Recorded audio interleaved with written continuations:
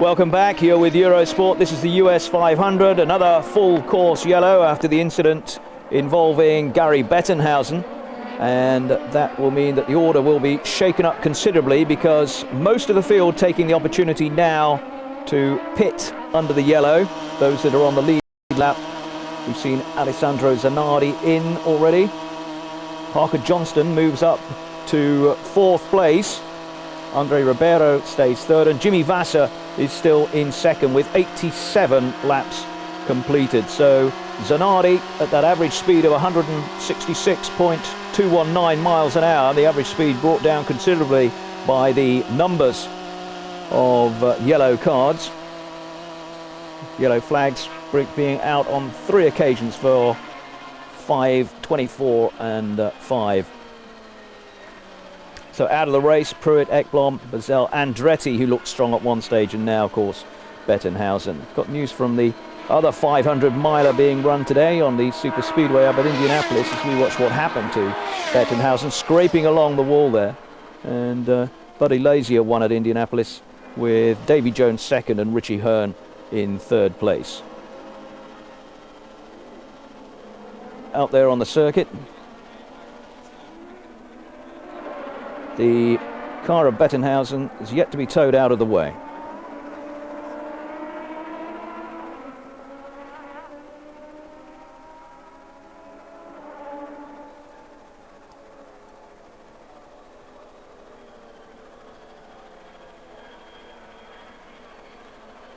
After I realized that you were in trouble. Timmy. It looked like to me they could have stayed in a little longer that time. Yeah. There wasn't much frothing before they went, so get them on that one. Especially when they're waiting for it. Yeah, Roger needs to make sure he comes in a little further.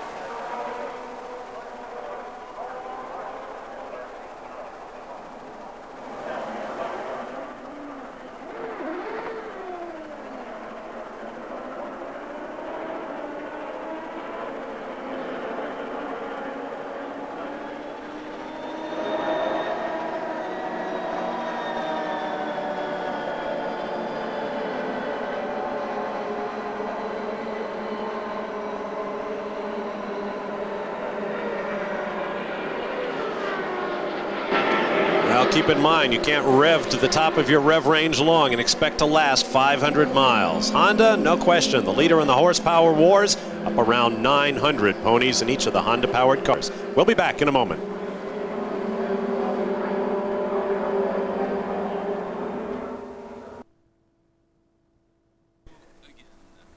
So Zanardi leading, 89 laps completed as the car of Bettenhausen is removed from its stranded position.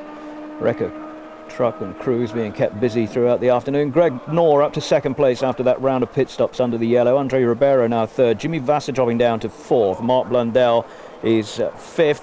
And Gilles de Ferran is running in 6th place. Parker Johnston, who got up as high as 4th, has slipped back 3 places to 7th. And Brian Herter is 8th. Mauricio Gugelmin and Bobby Rahal are 9th and 10th.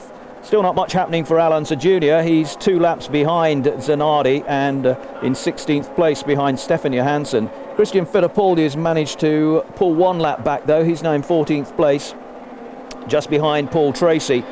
Tracy, who has also had an eventful race, was running well up with the leaders in the early stages, but is now 1 lap. In fact, he just goes 2 laps behind, which means that he must be down there in the pits as Zanardi trails past. So the new pit rules in operation for this race, the US 500 at Michigan.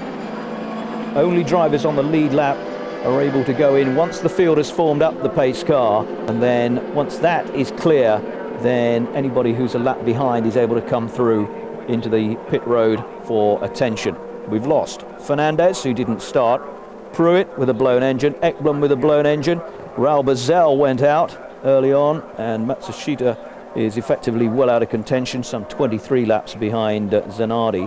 Michael Andretti is gone, so has Juan Fangio. He's given up the chase now. Rather a forlorn hope for Fangio and Dan Gurney's Eagles, and of course Gary Bettenhausen after that big accident. Amazing really that we've not had more of a thinning out of the field after that big accident that we had in the early stages.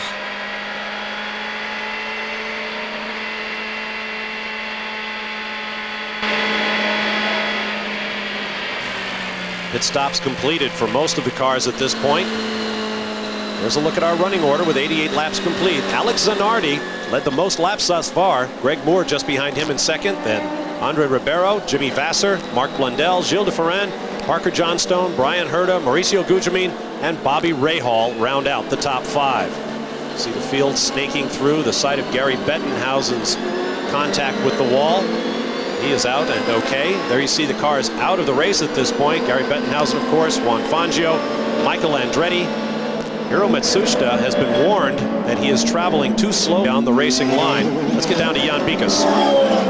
In the Ganassi pits, what they are doing with Alex Zanardi is they have noticed he's been getting awfully close to Jimmy Vasser's pit. So they are actually changing the tape marks down here at the moment to move him back a few inches to be sure that not only does he line up with the fuel tank, but it gives him a few more inches to actually get out of the pits. I mentioned last time when he left here, he just brushed the rear wheel of Jimmy Vasser after that had been changed. Now, of course, he used all the steering lock he had, so the crew has decided to move him back just a few inches. I suppose that's one of the downside risks under the new pit rules, which bring in all of the cars on the same lap at the same time, is that you don't have time to space your cars. You have 2 cars out there. You want to get them both in at the same time so as to get them back out and still maintain positions. That's certainly a downside, because especially when 2 guys are running up front like both Jimmy and Alex are, you have nothing but any choice in the world to bring them both in at the same time, because you can't play favoritism. Now, for those of you who are just joining us, we were about an hour late getting underway, and this was the reason. The cars on the left of your screen, the front row of Vasser, Fernandez, and Herta coming around to take the green. Fernandez and Vasser got together, and a melee ensued that damaged at least 12 cars in the field. No one hurt, but we had a lengthy red flag while the field reformed in backup cars or repaired race cars, with the exception of Fernandez. You look from Michael Andretti's car as he works his way through debris flying in every direction.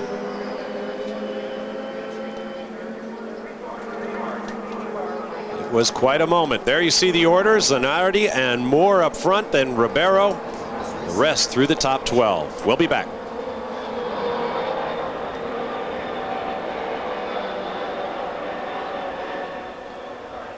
Here at Michigan, we are under yellow at Indianapolis. The 80th running is over, and the results for you. Buddy Lazier takes the victory for the 80th running of the Indianapolis 500. Davy Jones second, Richie Hearn was third, Alessandro Zampetti. Alessandro Zanardi completed 92 laps now in the lead. His last 5 laps so far under yellows, under the pace car. Greg Moore in second place. Andre Ribeiro now up into third, having gone past Jimmy Vasser when both of them were called in to the pits when the yellow first went out. So Mark Blundell is having to settle for 5th at the moment, and Gilles de Ferran is in 6th. Mark Blundell's performance, an encouraging one. Of course, he's coming back from a fractured right foot, which he suffered in the second race of the season at Rio. That was a setback for him, and he didn't perform too well in qualifying here. He couldn't really explain the reason. He just couldn't seem to be able to get any power up and considerable speed to sort of match the efforts earlier on of particularly Jimmy Vasser, who was in a class of his own. Here's Gilles de Ferran, who's running 6th, and that's an encouraging performance too for him, the 28-year-old Brazilian, who's attracting the attention of numerous Formula One teams at the moment with his performances in Indycar racing.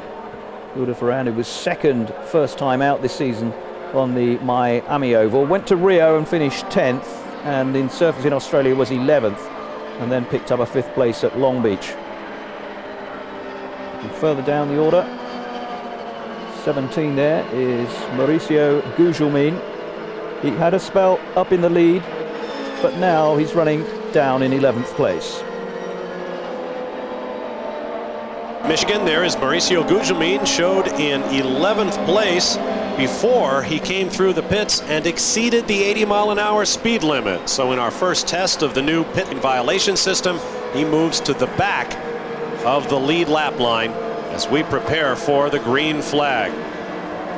Down to James Allen for an update on our leader. Well, Bob, Alex Zanardi's been told to turn his boost down 2 clicks. Now, I can't believe that anyone would really be worried about fuel at this point, but obviously Zanardi has been running pretty hard, and the team just trying to be a little bit conservative. Zanardi quite a hot foot, and of course he's got another hot foot behind him in Greg Moore, so maybe this will give Moore the opportunity he was looking for to go for the lead. The whole thing of being out of sequence has really benefited Mark Blundell. He had 1 stop only up until that last yellow, and he's still running in 5th place, by far and away his best performance of the year. It's great to see a British guy up there. Let's go down to Jan. Well, to further update what's happening with the Zanardi situation, remember, sometimes they turn the boost down not to lower it, but because they have telemetry to know if they might be slightly popping the valve. So it doesn't necessarily mean that they are saving fuel. Now, a quick update on Robbie Gordon. He has been in here a couple of times. They still know by the telemetry that they are low on voltage, but they think there might be another problem as well. They don't have anything else they can change. They've changed everything possible. They're just going to let Robbie Gordon go and see what happens. There you see Derek Walker mulling strategy the rest of the way. One of his team cars for Frederick Ekblom, replacing my booth colleague Scott Goodyear, is already out of the race. Now they must work with Robbie Gordon.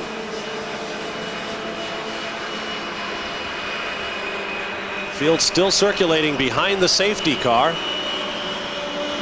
Track cleanup appears to be about complete.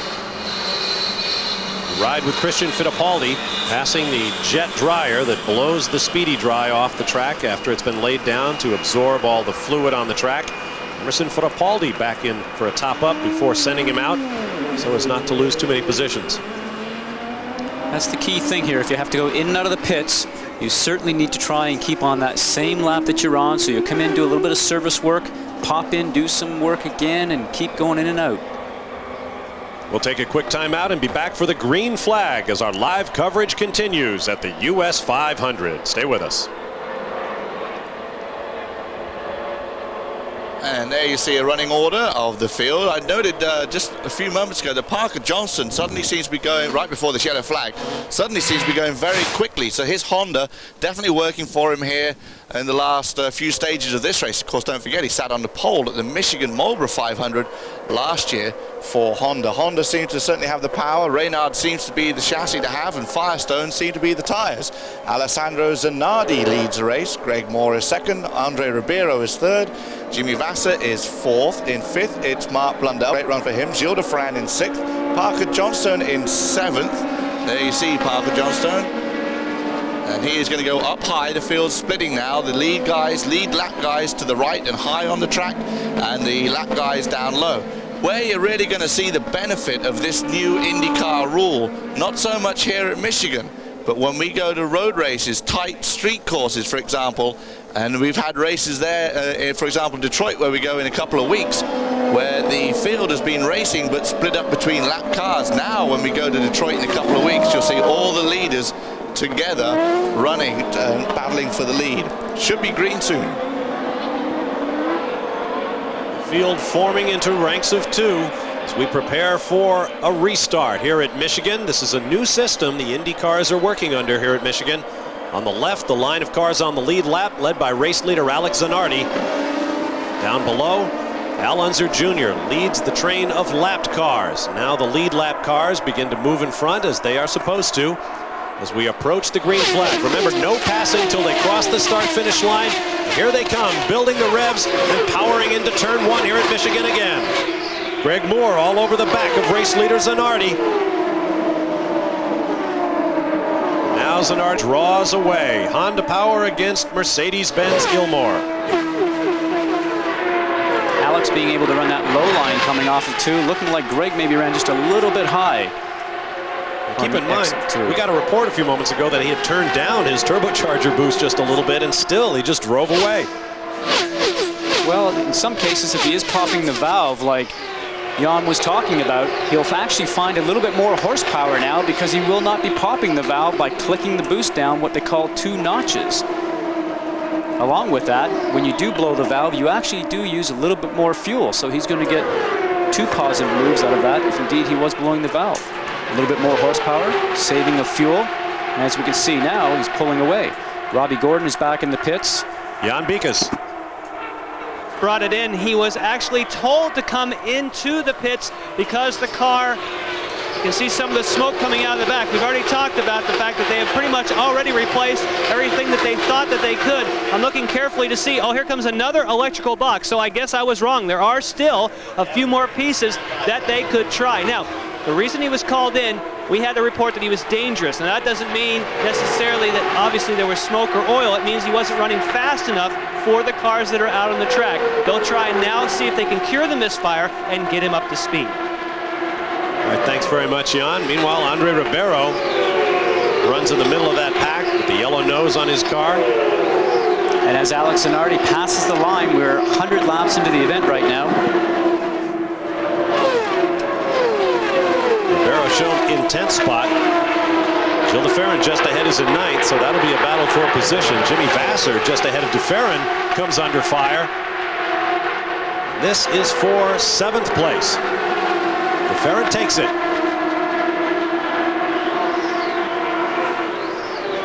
Now you see one of the Penske's moving slowly and being passed. Didn't get a look at which car that is. Ride with Gilles de Ferran looking out the back. I mentioned before the Honda's running with about 900 horsepower. We should point out that with the reduction to 40 inches of boost for this 500-mile race and the extra 100 revs or so they will take out of these cars to last the distance, the Honda probably operating at a little over 800, perhaps 820 horsepower. Still, that is a pretty stout push behind your back. For their part, the Mercedes-Benz engineers feel like they've come to terms with the Honda horsepower. And Ford and Toyota continue their efforts to catch up.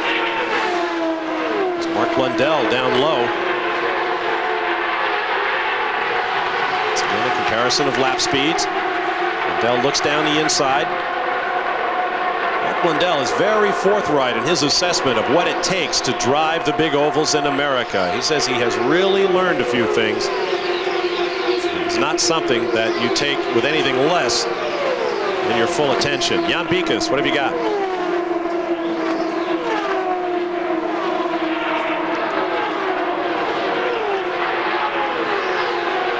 Bob, a few minutes ago, sorry about that, I was waiting for the mic to be open. You were talking about the horsepower. You said obviously 900 horsepower, we think, in the 45-inch boost trim for the Honda. Now the Honda people feel as though they have an advantage when they're running at 40 inches of boost for two reasons. The first reason is they were the first engine manufacturer to have a special program to develop a specific engine just for 40 inches. They did that in 1995, but in 1996 they started a new program to reduce the friction on the engine. Now that would show more, you would think, at 40 inches of boost as opposed to 45. So the internal parts with less friction seem to be the key to the Honda speed.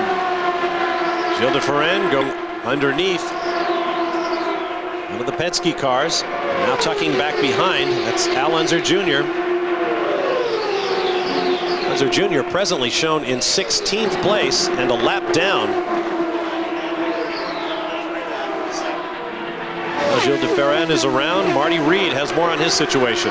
Yeah, guys, 2 stops ago, the team, Jim Hall's team, went the wrong direction. They changed the front wing. It was absolutely opposite of where they needed to. So this last stop, they corrected it. Obviously, it's working. This is a car that is on the move. And these guys, remember, this is one of 2 teams that literally was thrashing like crazy just to make the start. What a comeback story this would be after that crash. Well, they also had problems in qualifying. If you were with us, you know that Gilles de Ferran blew his engine, waved off. Fortunately, it happened before he took the green flag for his qualifying laps. Came back at the end of the session and qualified the car solidly in the field. That was a close moment for them. You see 144 laps remaining on our EDS timing and scoring. There's a look at Gilles de Ferran. Up from 13th to 4th position. 7 seconds as measured from the start-finish line. Of course, it expands and contracts as the cars make their way around this 2-mile D-shaped oval. Powering by Hiro Matsushita in the Peyton Coyne entry.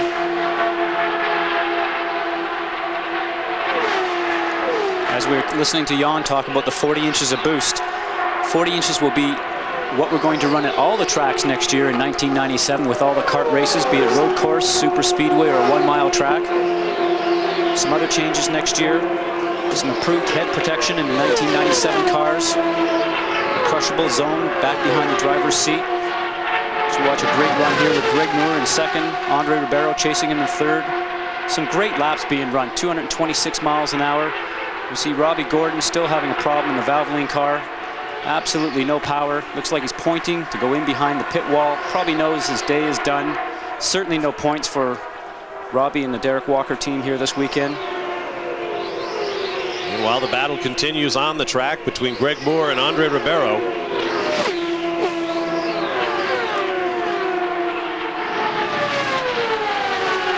Ribeiro absolutely delighted with his victory earlier this year in Brazil. And of course, Rio de Janeiro was in full samba mode after that victory by a native son. Jan Bikas has more. Well, I have some more on Andre Ribeiro. I just spoke with Steve Horn, the team owner, and he said, Jan, remember, this car has never been run here. The last time we ran it was on a road course at Mid-Ohio testing. They did not run it. They did not shake it down. What they did was they duplicated the settings of the primary car when they had to switch over to the spare after that first lap, or I should say pace lap accident. And at the moment, the reports from Andre Ribeiro is the car is absolutely perfect. They down here are so excited. The only thing they're a little disappointed is that they did not have enough time to get the telemetry onto this car. So at the moment, they've done the old tried and true method. They have him call in and read the settings off of the dashboard. All right, thanks, Jan, and that's a big boost for the Tasman International team, considering they weren't able to get Adrian Fernandez back into the race after that big crash at the start. Number 49, Parker Johnstone, now at the 5th spot, starting the race in 16th after a disappointing qualifying run. They certainly are one of the teams that found some speed over the last couple of weeks here. Absolutely. Parker Johnstone and the Bricks Racing Contech team got no testing here at Michigan after having some crash problems in the early races of the year. They spent a lot of time repairing race cars rather than testing them. So they really had to roll the dice. They weren't as fast as they wanted in qualifying, but they are one of the teams that found something, went and tested at Milwaukee on the oval there before coming back here. And they are one of the teams that picked up tremendous speed, running very competitively in the final days of practice before this inaugural US 500. Parker Johnstone being able to run that low line also. I saw him run high a little while ago, and now he's being able to run low. That tells you the car is working very, very well for him. I think we can recall that they also had to make some adjustments to this car, put some other parts on it after that crash. Running in 7th place, Parker Johnstone, the 4th generation rancher from the Pacific Northwest. Zanardi leads, and we'll be back to Michigan.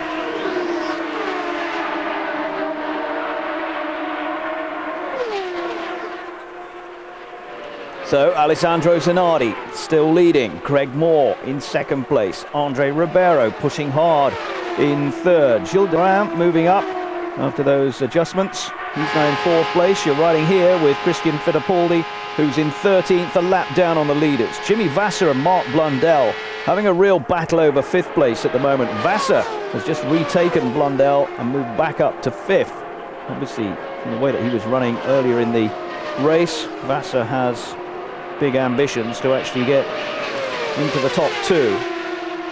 Of the Penske's, Paul Tracy 14th, Al Unser 15th at the moment.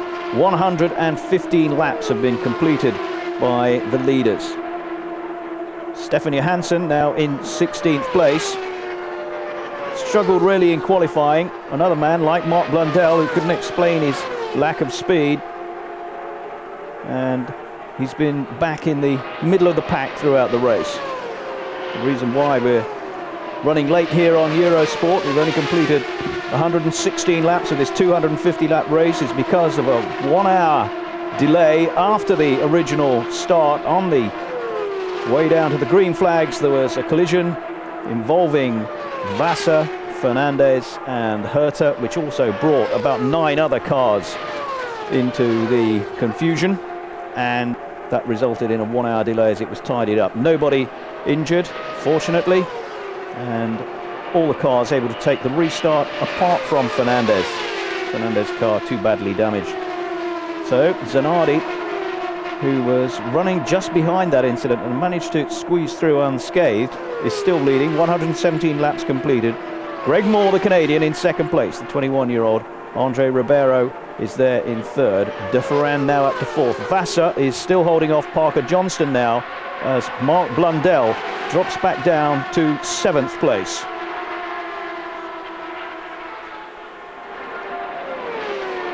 Looks like Jimmy had a little bit of a hiccup there right in the center of turns 3 and 4 because Parker just picked up about 8 or 10 miles an hour and just walked completely past him, and he was trying that low line for about the last 4 or 5 laps and never being able to complete it. Jan Bikas has more on Parker Johnstone's situation. Well, we checked with the team to find out which brand, not the brand, but which compound of the tires he's running. He is running the option compound just like Vassar. Thanks, Jan. Meanwhile, Greg Moore and Andre Ribeiro split a slower car in the battle for second place. Moore has it for the moment. One has to be impressed with the Mercedes power here, being able to run up front all day with the Honda power plants, as Andre Ribeiro tries a lower line this time. And he never seems to be able to complete it. Looks like he might have just a little bit too much drag on the car. And here he goes. He's going to try and get a tow right now. Slipstreams underneath. Nice timing. He's going to have to be able to try to complete it as he goes side by side into turn 1. Andre comes out on top of that one. Well, Brian Herta fired the first shot for Mercedes by qualifying a Mercedes-Benz powered car on the front row for this race. Right now, Greg Moore in the Players-sponsored car for Jerry Forsythe's team is giving it a good run as well.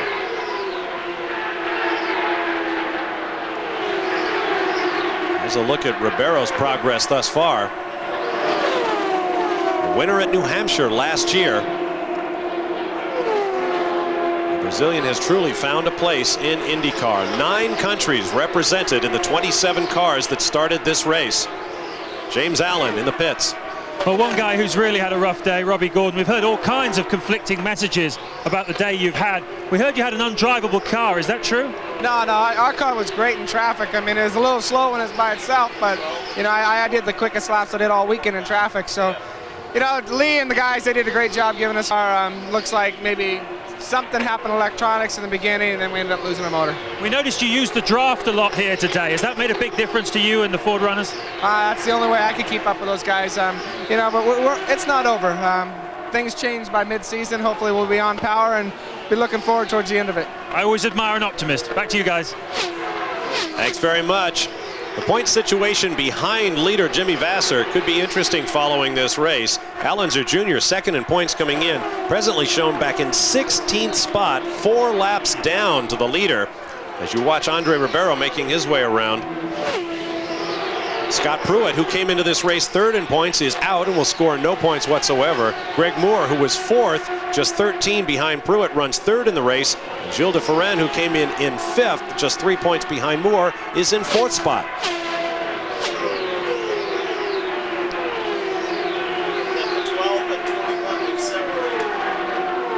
Meanwhile, Alex Zanardi leads away.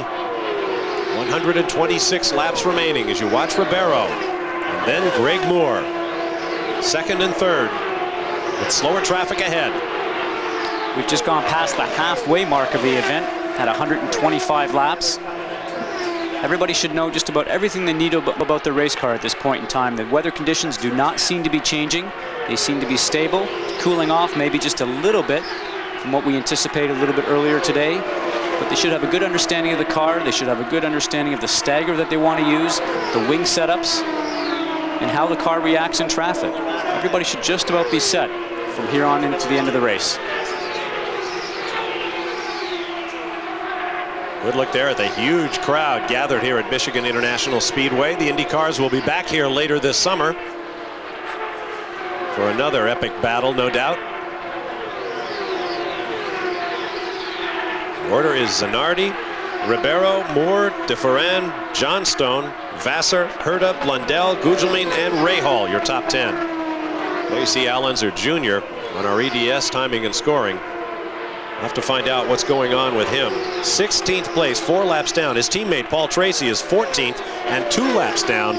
So neither of the Marlboro Penske cars that normally run so strongly here having much luck today. And keep in mind, they seem to be substantially undamaged in that melee before the green flag to start this race. DeFerran on the left, Parker Johnstone on the right. 4th and 5th. Johnstone crosses the stripe, having taken the position. It'll be Johnstone 4th, dropping DeFerran to 5th. Parker certainly got comfortable in his car after starting 16th, as we mentioned before. He's just marching forward.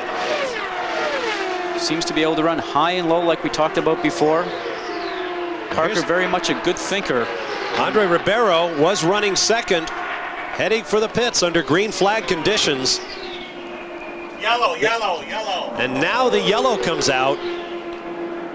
So Ribeiro finds himself in an unusual position. I was about to say, I think that's the first green flag stop we were going to see from a leading car all day long, now that we're at the halfway point of this race. But the yellow has now come out and caught Ribeiro in the pits. There's Bobby Rahal. Rahal shown in 10th place. And we have a safety vehicle out there. The report is that Bobby Rahal may have nudged the wall. I don't see any obvious damage to the car. There's Rahal slowing. He's being waved past the pace car. Well, we have confirmation that Bobby Rahal, the 3-time series champion, did touch the wall. No obvious suspension damage at the front.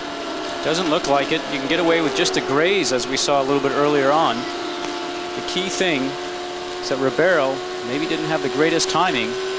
Everybody else is going to now start to pit as we're just starting to enter the fuel window for all these guys out here.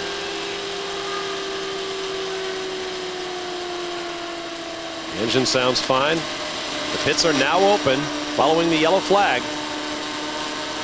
Safety vehicles checking up high for debris. There is Greg Moore's pit.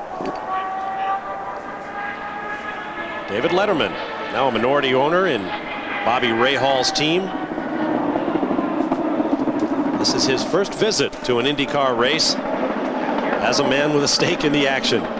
Now the pit is open and Alex Zanardi, the race leader, is in. There's Greg Moore. His team goes to work. Now keep in mind, you can change positions in the pits. So if Greg Moore can get a good pit stop, get back out, he has a shot at taking the lead away from Alex Zanardi. Jimmy Vasser brings his car in, and Moore is on the move. Some more wing adjustments for Jimmy Vasser. Looks like they're adding some more wing into the front of the car. Must be dealing with an understeer situation. Good quick stop, lighting the tires up as he leaves. There's Rahal.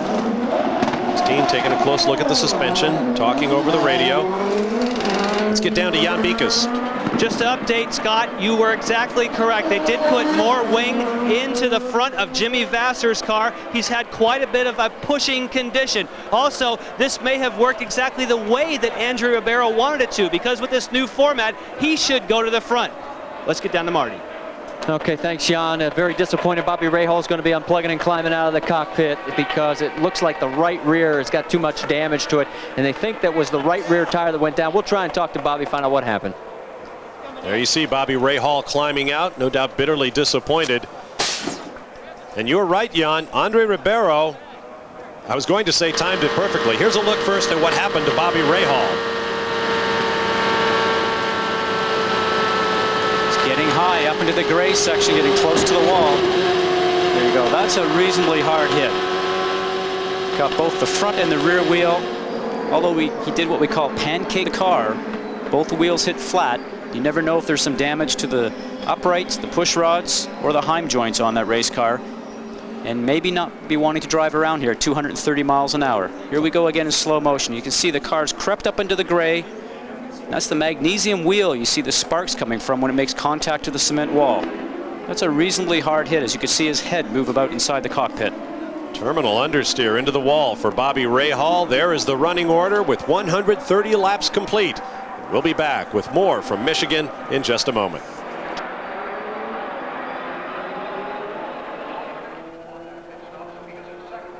So yet another yellow flag and a breather for most of the drivers in this US 500 at Michigan. 131 laps completed by the leaders, and Zanardi still shown out in first place ahead of Greg Moore. Andre Ribeiro, as a result of that pit stop, He managed to get into the pit lane before it was closed, just as the yellow flags were coming out.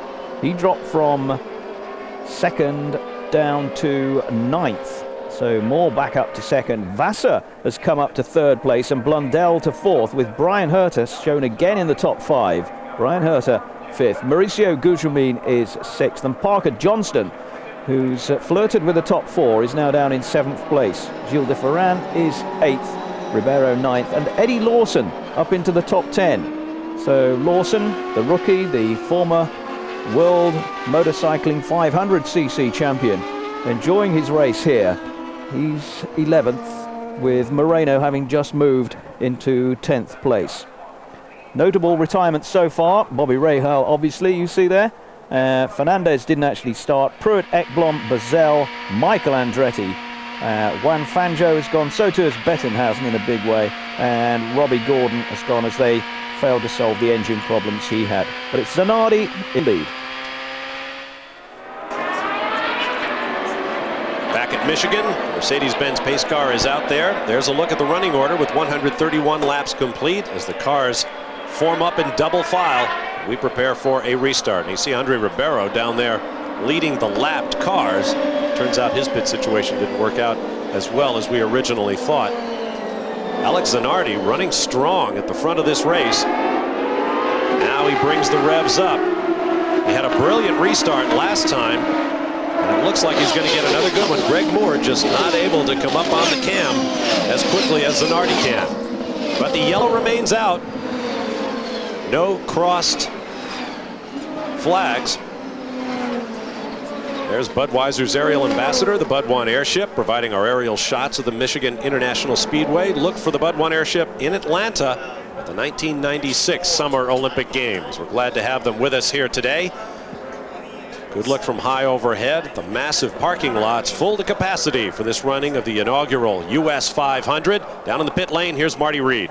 Bobby Rahal checking the board, checking on probably Brian Herta. What happened that put you out? Just was fighting understeer, couldn't get it out, and if I tried to get too much of it out, then it got loose in traffic at the exits of the corners, and it just pushed. And I was trying to stay ahead of the leaders there, and just they just took off on me coming off of 2 and just touched the wall.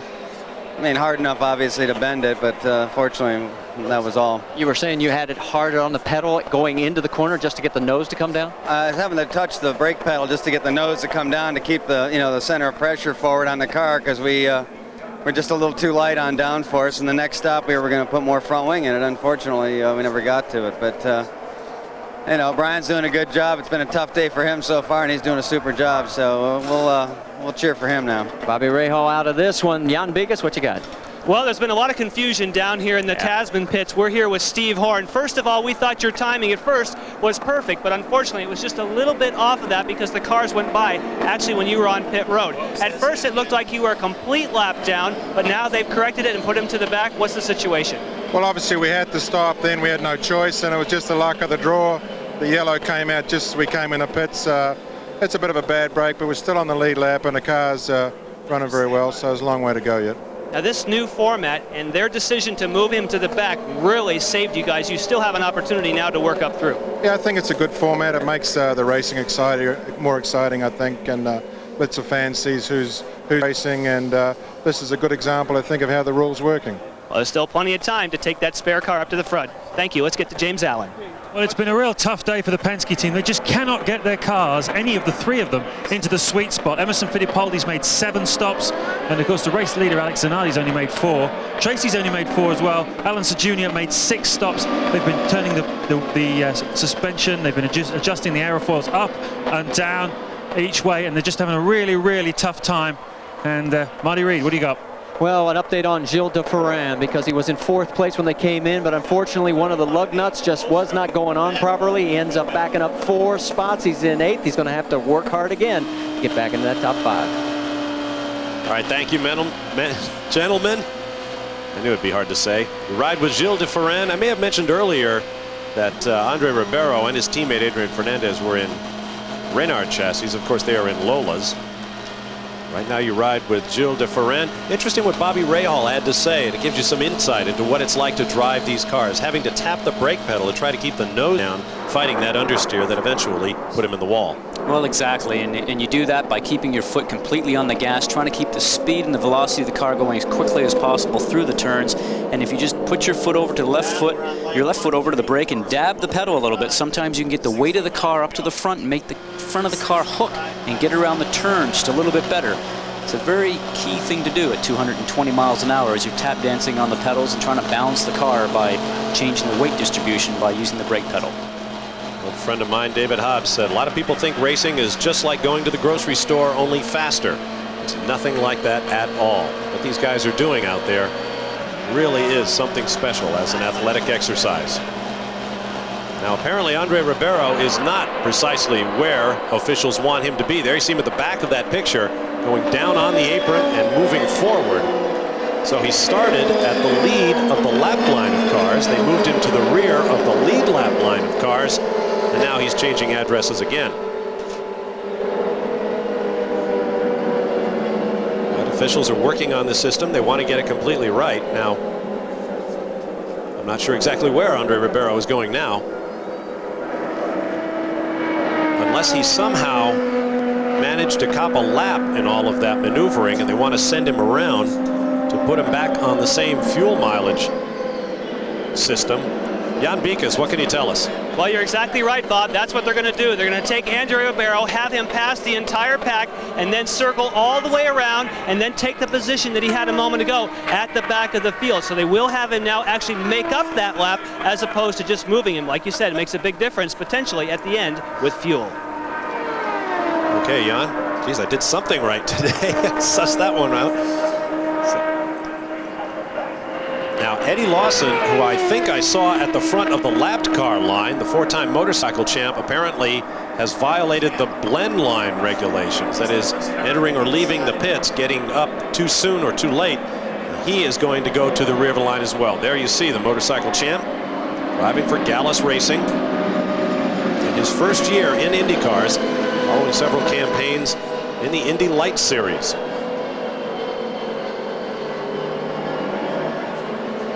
Now we expect the green flag this time by. We'll see if the Mercedes-Benz pace car pulls off. Field bunching up. Now, some of the cars have allowed themselves to string back around turns 3 and 4, so they'll move up quickly. We'll see if Alex Zanardi gets on it again. Nope, the safety car will stay out, so apparently track seems clear all the way around, so apparently we're going to have a little bit more consultation about this. Now they're saying Lawson is still misaligned. He is at the lead of the lapped car line. Jan Bikas, can he clear things up? Well, somewhat. First of all, we know that Eddie Lawson at the moment is the person that was out of line, but Andre Ribeiro, after now making up that lap, it wasn't just for fuel. They are putting him back on the lead lap, so he hasn't lost a lap. They've decided that they're going to rectify this situation. Boy, that's good news for Tasman. They have a chance now to run and stay on the lead lap. Well, there you see Ribeiro. Meanwhile, Eddie Lawson has taken his place at the back of the lead lap, it would appear, just behind Ribeiro. There you see him coming up right behind Andre. So he is back in line. And we'll see what happens this time around. The pace car has now pulled well clear of the field. You see Billy Camphausen from Indycar talking with the Gallus team to explain what they're doing with their man on the racetrack. And we need to credit IndyCar officials. They're doing this for safety reasons, and it will also help improve the show by keeping the cars together that are racing with one another when the yellow comes out. Could be a tough situation correcting the positions of all of these cars, and they're doing a great job. Now the pace car is in, and Alex Zanardi brings it up again onto the cams across the start-finish line, and we are back to green flag here at the US 500. Jimmy Vasser having a look on the underneath side of Greg Moore, not being able to get the deal done. And one of the Penske cars making a great run in the low line there. Looks like Paul Tracy. Tracy goes around Moore. He has a couple of laps to make up. There's Al Unser Jr. running just behind Jimmy Vasser as he ducks low under Greg Moore. Those are car numbers in parentheses on our EDS timing and scoring to help you identify the cars yourselves. Zanardi, car number 4. You see Parker Johnstone's number 49, Andre Ribeiro's number 31. Take a good look at Greg Moore. Lunzer Jr. coming up from behind him. Taking a great shot of speed coming off that number 2 turn. On the exit there, about 225 miles an hour as you come up close to the wall. Quite a thing to do when you're by yourself, but another thing to do when you've got cars in front of you, behind you, and somebody generally beside you, disturbing the air of your car. I saw from that graphic that Al Unser Jr. started well, but then dropped well back in the field. He remains several laps down at this point. But both he and teammate Paul Tracy appear to be running competitively again. There is still plenty of time to go. 110 laps, 220 miles remain. This inaugural US 500. Roberto Moreno down low, racing with Unser.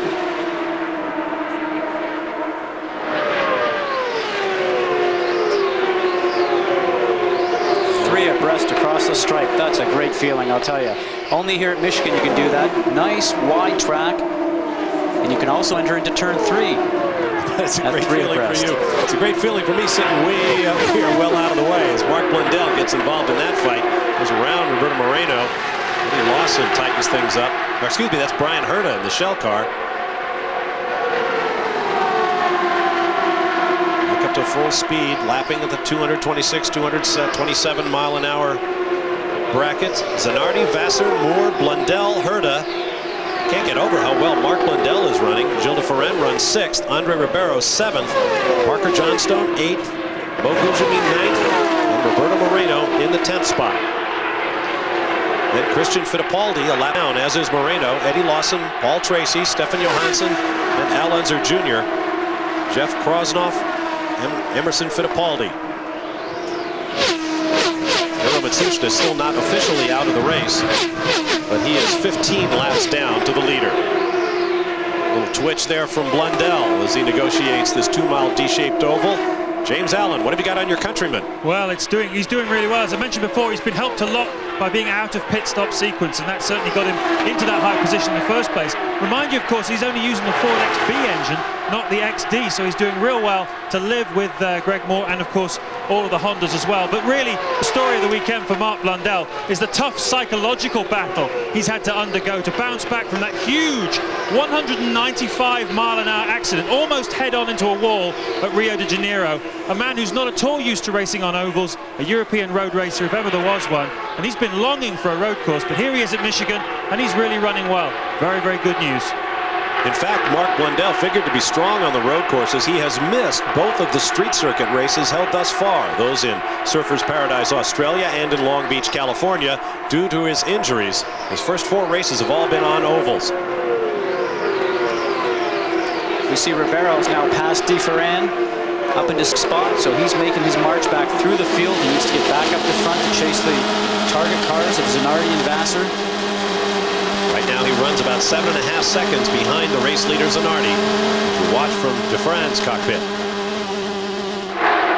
You see the buffeting that was coming along by watching Gilles de Ferran's helmet move around inside the cockpit. That's just getting a little bit of disturbed air coming off the car up in front. De Ferran looks like he's slowing. He is down low and just entering the pit lane, and that is not good news. Only 15 laps since the last fuel stop and pit stop, so certainly that won't be the call here. The team has tires in the pit lane. We're taking a look at the pop-off valve, which rises out of the rear cowling, the rear bodywork on that car, down to Marty Reed. They have blown the pop-off valve gasket, so they have got to get in there and fix it, because otherwise he's just not going to get any boost pressure whatsoever. This is extremely costly. This is going to take all their chances for victory away. What a disappointment. This team had really busted chops just to make the start, or actually the restart of this race. You see Alex Herring, the team manager on the far side, vastly experienced. We have yellow all around. We understand it is for fluid on the racetrack from Jeff Krosnoff's Arciero Wells Reynard Toyota. There you see him making his way to the pits. We'll have another yellow flag and another restart We'll be back with more live coverage as Krosnoff puts the steering wheel on the cowling. It appears that his race is run as well. We'll be back.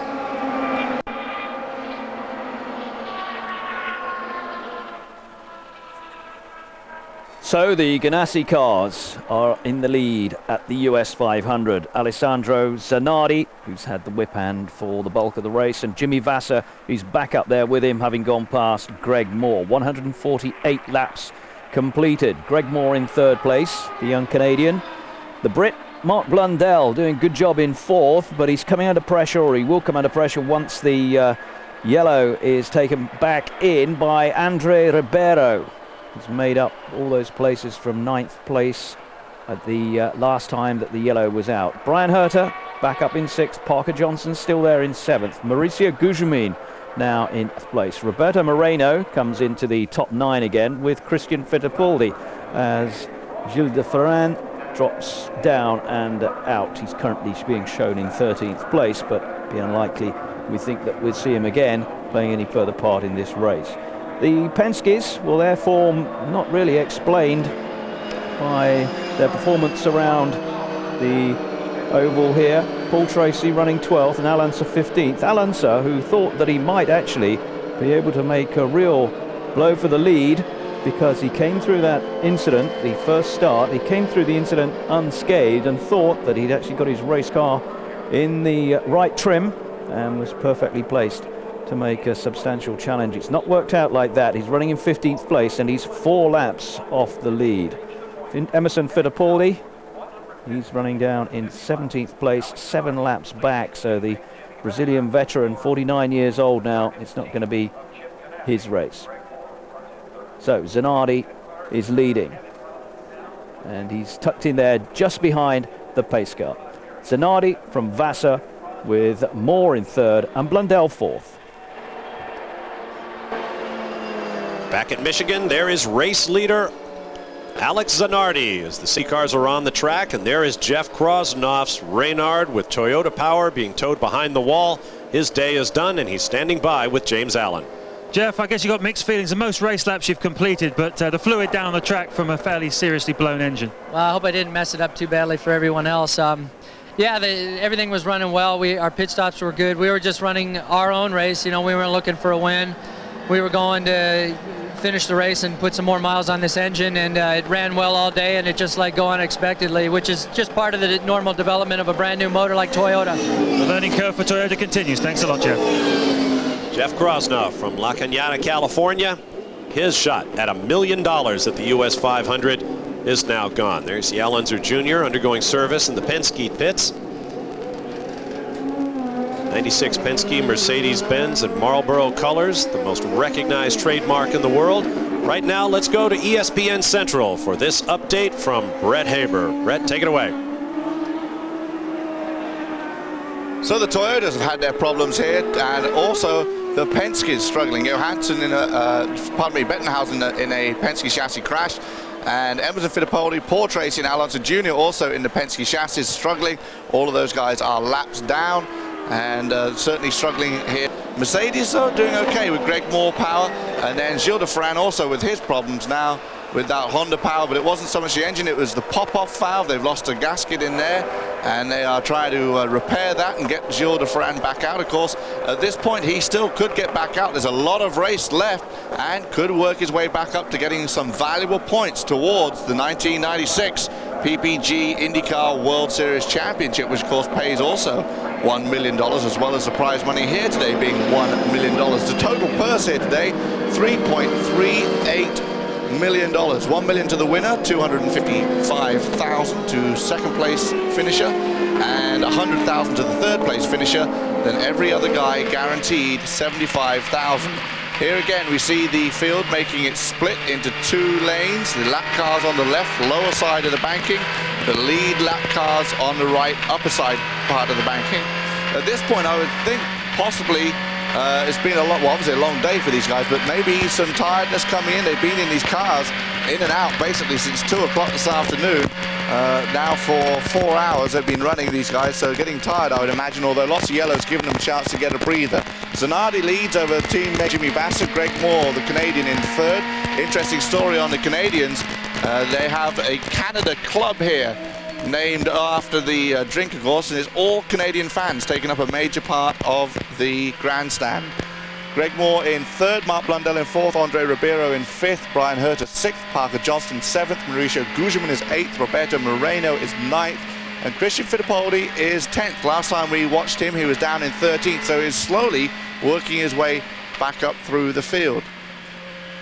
Christian, you see him now lined up behind Paul Tracy in the lapped lane, and he is actually at the moment being scored one lap down behind the leader, so he could still get that lap back and get back on the lead lap and get some valuable points. The only remaining, of course, Newman Haas car out there, Michael Andretti, out early with that CV joint problem. Jeff Krosnoff is also out, Ray Hall out, Hiro Matsushita still running but a long way down. Robbie Gordon is out, Gary Bettenhausen out, Fangio out, Michael Andretti, Bosell, Ekblom, Pruitt, Fernandez all out. Let's go back now to Bob Varsha and Scott Goodyear.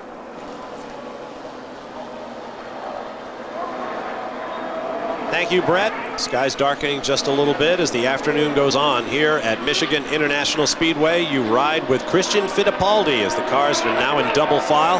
The Toyota safety car will be off, and we expect to have a green flag. Now look at the back of Christian Fittipaldi's car. The pneumatic jack stand that extends from the bottom of the car to lift the car off the ground for service has not retracted.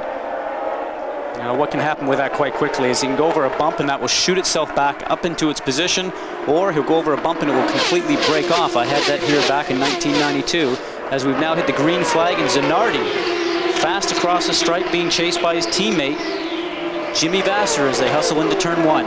3 wide down into turn one. It was that Fittipaldi who went down low all the way under the white line to make up a position. The order is Zanardi, Vasser, Moore, Blundell, and Ribeiro. Christian Fittipaldi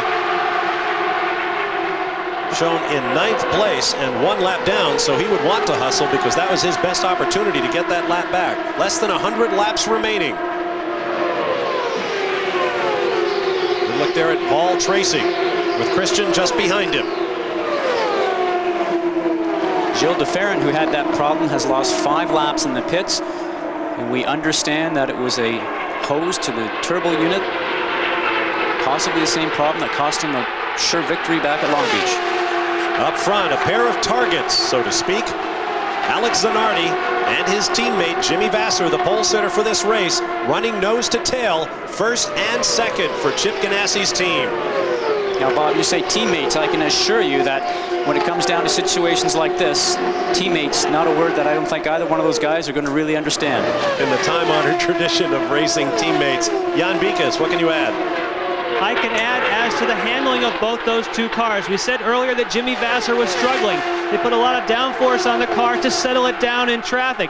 Now they have got the handling where they want it by working with tire pressures, and now they feel that Jimmy Vasser is just carrying a little bit too much drag. So watch him follow Zanardi. He seems as though he does fine in the draft, but if he gets on his own, he can't run quite as quickly. So the next time they come in the pits, they're going to try and take some of that drag off the car to free him up. But right now, he's a lot happier than he was in the early part of the race. There is Chip Ganassi watching his boys circumnavigate this racetrack. Both cars on Firestone tires. 2 of the 10 cars Firestone supplies in the series. And together they have given Firestone 3 poles, 2 by Vasser, 1 by Zanardi, and 4 victories. 3 victories, those being by Vasser. The other Firestone win from Ribeiro. Zanardi with Vasser right there on him. They take some downforce out of that car. He's really going to fly. Oh, he certainly is. And one thing you might want to do, because there's still quite a few laps to the end right now, is that put it in top gear, follow Zanardi, conserve fuel, conserve the engine. You know, the race victory still is about somewhere around 100 laps away. Long way still to be run, but it is amazing what Chip Ganassi has done with his team. He has made some very bold moves, changing engines, changing tires, changing chassis. Now is the American representative for Reynard, a factory team, so to speak. And it is just remarkable. They went through some very lean years, and now they're definitely the biggest dog on the porch at this point of the season. They certainly are, as you mentioned, with 3 race wins already this year and sitting up on front, sitting on pole a few times. As we see Greg Moore in that blue and white car, the player's car, being chased by Andre Ribeiro. And Greg has sat there all day just kept on pushing. Second, third, fourth spot, running high, running low, and probably down a little bit of horsepower, very slightly, to the cars in front of him and behind him, being the Honda Power cars. Ribeiro now is going to try and catch up in a tow off of Moore. Credit Ribeiro, that other Firestone winner, for coming back from all of that shuffling during the restart, using the low line. Can't make much of a dent. He'll drift up now, catch that draft. See if he can get a good tow going into turn one. I think what we're seeing here also is that Andre's having a bit of a hard time even catching up to Moore, even in a tow. Probably a little bit too much drag on that car still. And Greg Moore spins exiting turn two. Down on the infield grass with lots of room to slide to a spot. Yeah, and a great job. Hung on to it, a couple of 360s through the grass, as he talked about earlier on, a little bit of agricultural experience there. Gets it back in the straightaway position, and away he goes. I would say that right rear tire is looking a little questionable right now. He came off of turn two. Looked like the back end got loose. The pits are closed as the yellow flag waves. Now he's going to have to make a decision whether he's going to stay out or come in. If he comes in, he's going to find himself penalized. Here's a replay. Now with Andre being right behind him on the exit of that turn, might have just taken a little bit of rear air off that wing on the back end of the car. What a great job of hanging on to it, though. Here's another look. Just oversteering off of that corner. The back end comes around so quickly. Then a pack of cars arrives on the scene, wondering what happened to create all that blue smoke. Yes, here you go. You can see it. The car is just starting to walk itself out. You can see he's correcting. I saw something flash up from the right rear tone. Exactly. I can see a lot of things going on there, including the cameraman falling down to the ground thinking his day was over. There'll be a combat bonus for our cameraman out there on the backside. Meanwhile, Marty Reed. Well, guys, we have got tires around here everywhere. Everybody trying to take a look. You can see the one that is shredded. It looks like it may have been a tire problem, and the guys are going through it. We'll try and double check. They really aren't quite sure what caused this just yet, but he's already been in and back out. Now, we make fun about our cameraman back there on the back stretch. We should point out that that move was out of instinct. He is well protected back there by several barriers to prevent debris moving in his direction. As again, that spectacular spin. There's a glass shield back there as well. I believe it's made of Lexan, or one of those high-performance products they use for racing windshields for sedans. Look at Moore fighting this car all the way. Once it is gone completely. You probably saw something flash up from the right rear tire as the car started to come around, and that wasn't any metal object or anything of that nature. That looked like it was a tear-off from a driver's shield. It just so happens that the two happened to go along at the same time. Mark Clintworth running camera for us on the backside. He can now add another battle decoration. Once again, we are under caution. Pit crews at the ready, as is Jan Bikas.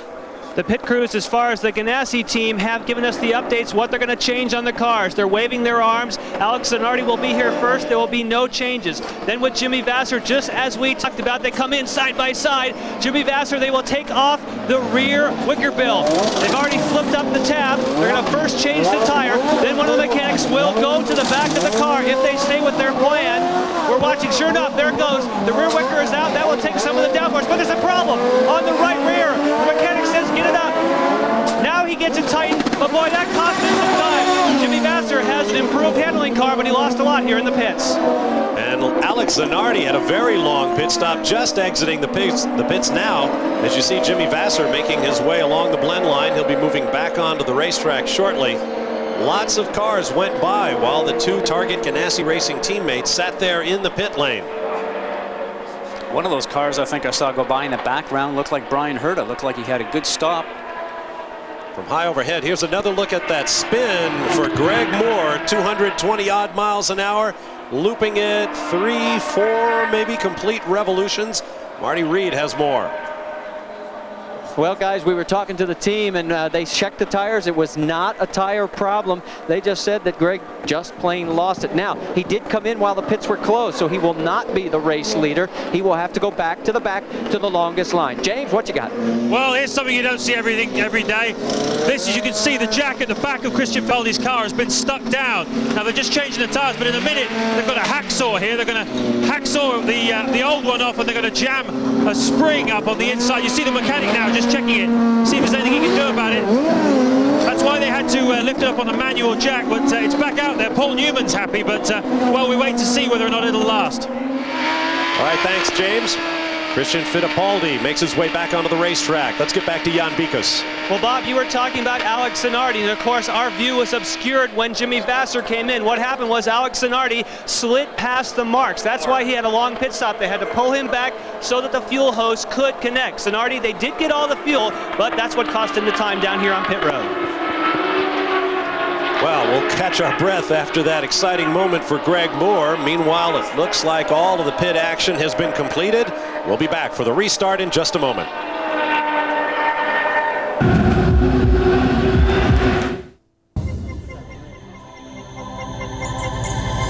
Inspirations, challenges, and rewards.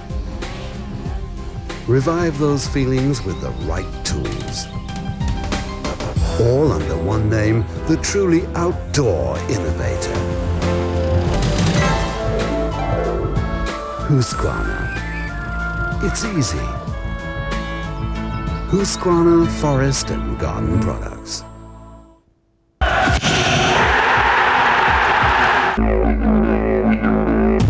Play with Eurosport and you could win 5 packages, including a TV set, a PlayStation, and the Adidas Power Soccer game. You can also win the official match ball of the UEFA Euro Championship 96. To play and win, call the Eurosport hotline now. Good luck!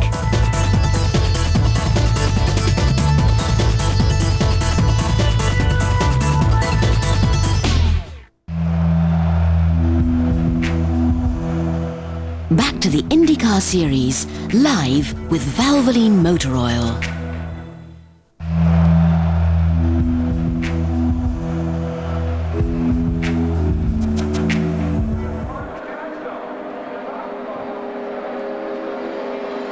Well, at the US 500, there's the spin of Greg Moore, which briefly took him into the lead as he'd come into the pits for attention, changed tyres, and went out.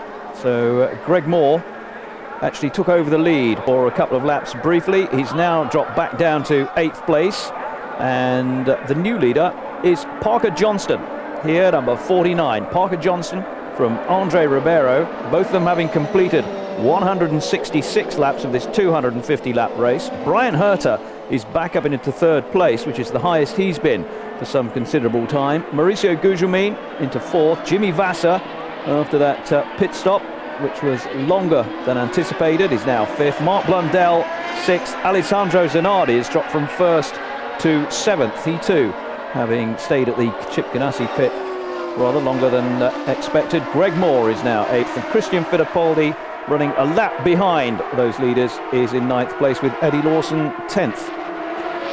So we have a new leader, Parker Johnston at the US 500.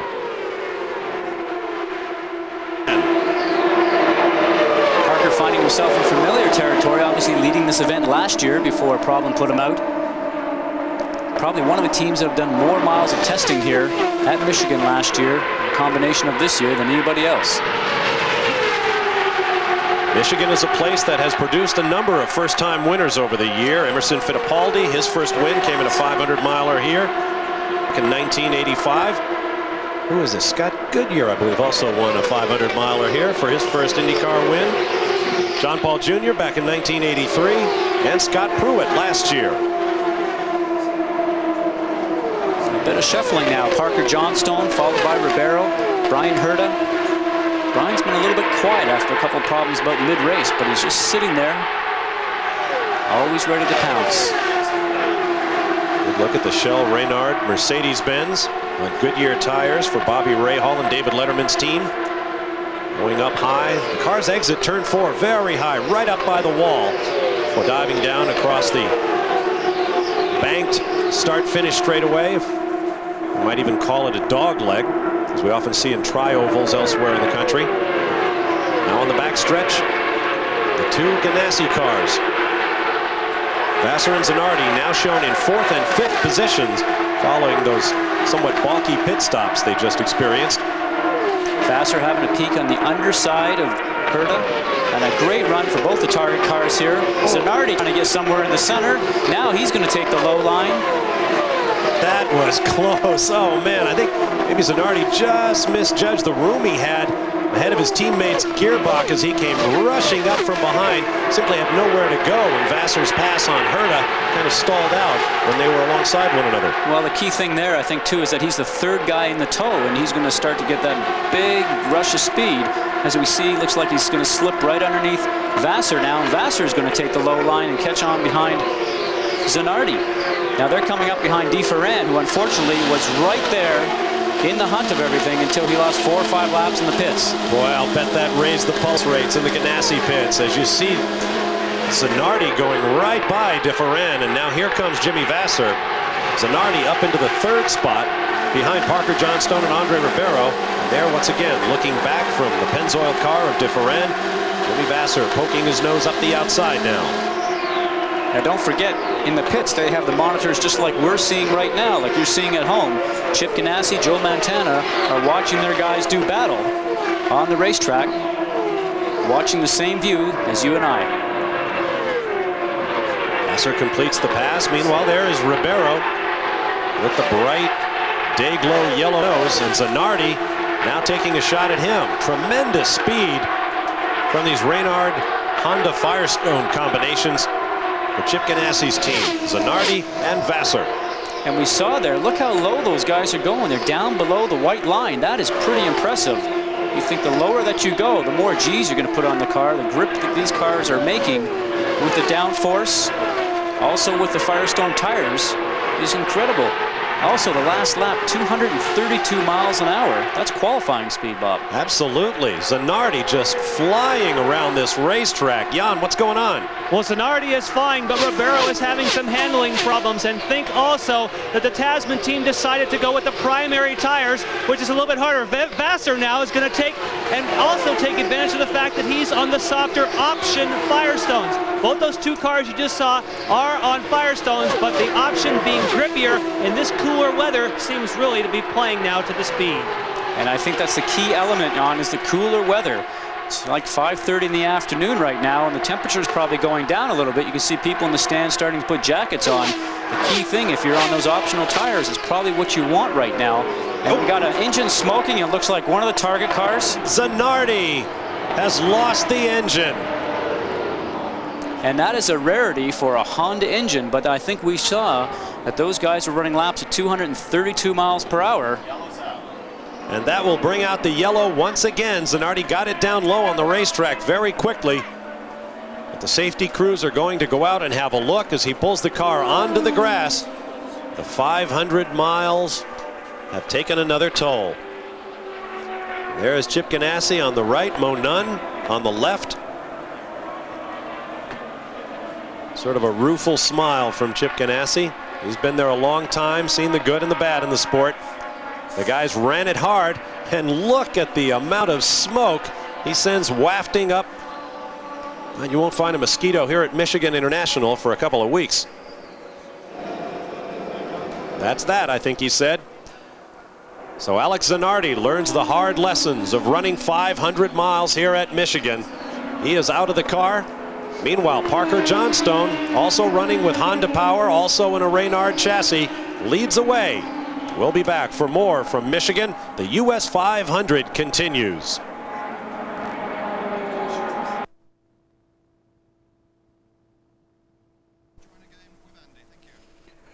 So 176 laps completed by the lead cars, and Parker Johnston in that number 49 machine going well.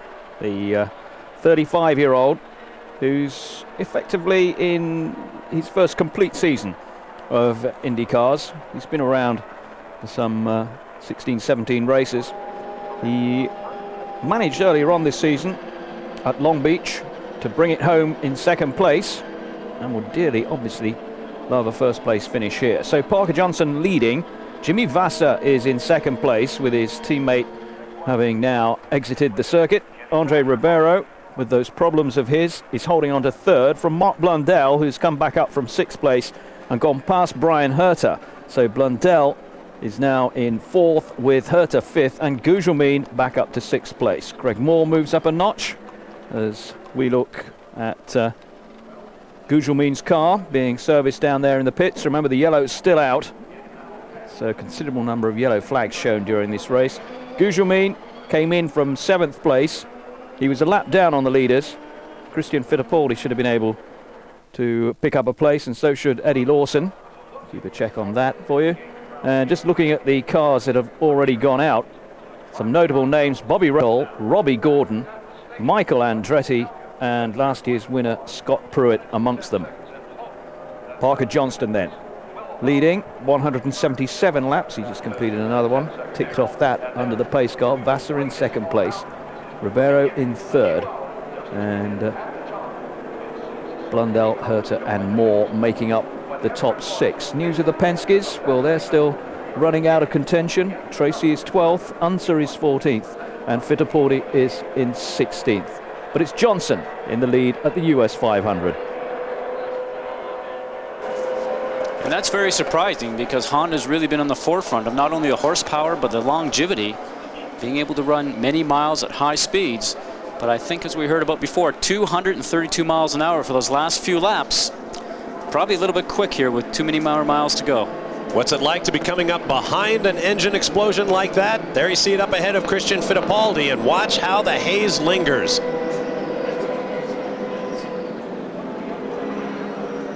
Now somebody's slowing down, and he's just taking. Whoa, God, was so close with Greg Muir, so close. Oh my, we almost had a much more serious incident. Jan Bikas. Chip Ganassi was one of those that had the opportunity, unfortunately for you, to see all that smoke as it went by. Any indication from anyone that there was a problem prior to that? Well, we did have an indication, Jan. The problem was we had about a 3-second notice that we lost oil pressure, and I mean, there was nothing you could do about it. But you still have another car in the field, so you can still have a smile knowing that. And also, Jimmy Vasser, the first thing he did was call in and say what great racing that was, and congratulated this side of the team. No question. I think Alex had him covered today, and I'll tell you, this has to be the major disappointment of the season so far. Hopefully we got, I don't know, about 60 laps to go. We can make something of it here. We got another car. All right, Jimmy Vasser seems almost as fast. We'll see what he can salvage for this man, Chip Ganassi. It has been pretty much a Ganassi team week, or a couple of weeks here at Michigan. Vasser on pole, Zanardi led much of the day. We'll be back. Vasser runs second to Parker Johnstone.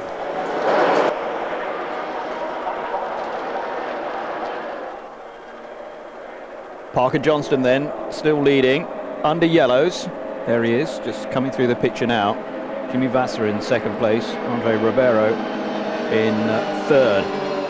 Just looking further down the order, we've got Mark Blundell running fourth, and this really has been a magnificent performance by him. This is Ribeiro coming in for attention in the pits. Hopefully his handling problems will be reduced as a result of the pit work. Attention to the front wing, and Ribeiro out to start lap 180 of 250. Andre Ribeiro came in from third place, and you can see that after Zanardi's incident, a lot of oil laid down on the inside of the circuit. So that has all got to be cleared up before we'll be back racing again. Parker Johnston completed 179 laps so far. Astonishing run through the field to actually pick up this first place. He's 35 years old, Parker Johnston, American, and actually got the pole position on this circuit in 1995. So a circuit with many happy memories for him. Now, can he complete the full set, stay in the lead and take first place? Jimmy Vasser running second behind him. Mark Blundell is there in fourth. Blundell, this a real return to form. It's put him in the spotlight after his exit from Formula One last season. And to come into Indycars, be injured in the second race, make a recovery, test well at Sebring, not qualify well here. As Zanardi being congratulated by Chip Ganassi on his run, but whatever Ganassi says, there's not much which will console him, I think. It's Parker Johnson, still in the lead.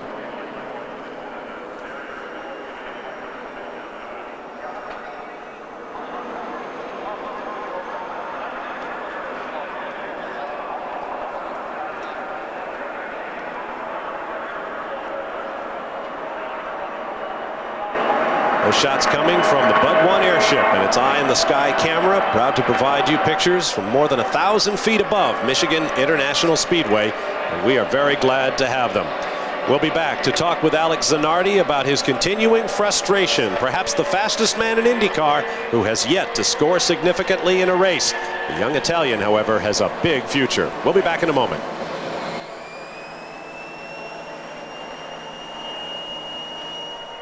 So Alessandro Zanardi completed 177 laps, led for the bulk of those laps, and now unfortunately has to sit it out for the remainder of this race, hoping of course that Jimmy Vasser will be able to pull off a win for Chip Ganassi's team, his 4th of the season. But Parker Johnston at the moment, having just gone round for the 180th time, holds first place. Mark Blundell has moved up to 3rd as Herter called into the pits last time around. Brian Herter now being shown as 4th, Greg Moore 5th. Greg Moore had that huge spin, series of spins actually across the grass, and then suddenly managed to collect the car, collect his composure and call into the tyre change and out again. Held the lead briefly, but then lost it and is now down in 5th place. Gugelmin still there in 6th. Andre Ribeiro, who came into the pits for attention, start of this caution, the yellow flag. Andre Ribeiro is now down in 6th. So we're looking there at Eddie Lawson. And here's Jimmy Vasser. Parker Johnston, the car weaving around just behind the pace car. And it's Johnston with 181 laps completed.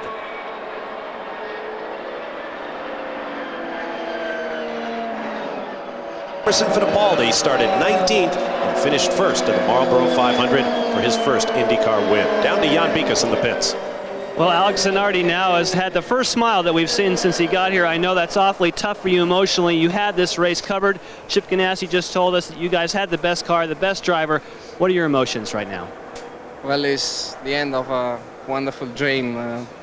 I was sure that today was my day, but apparently it wasn't. And it's really bad to wake up from a wonderful dream like it was in that way. But this is racing. I mean, I'm happy because we proved that we are a wonderful team.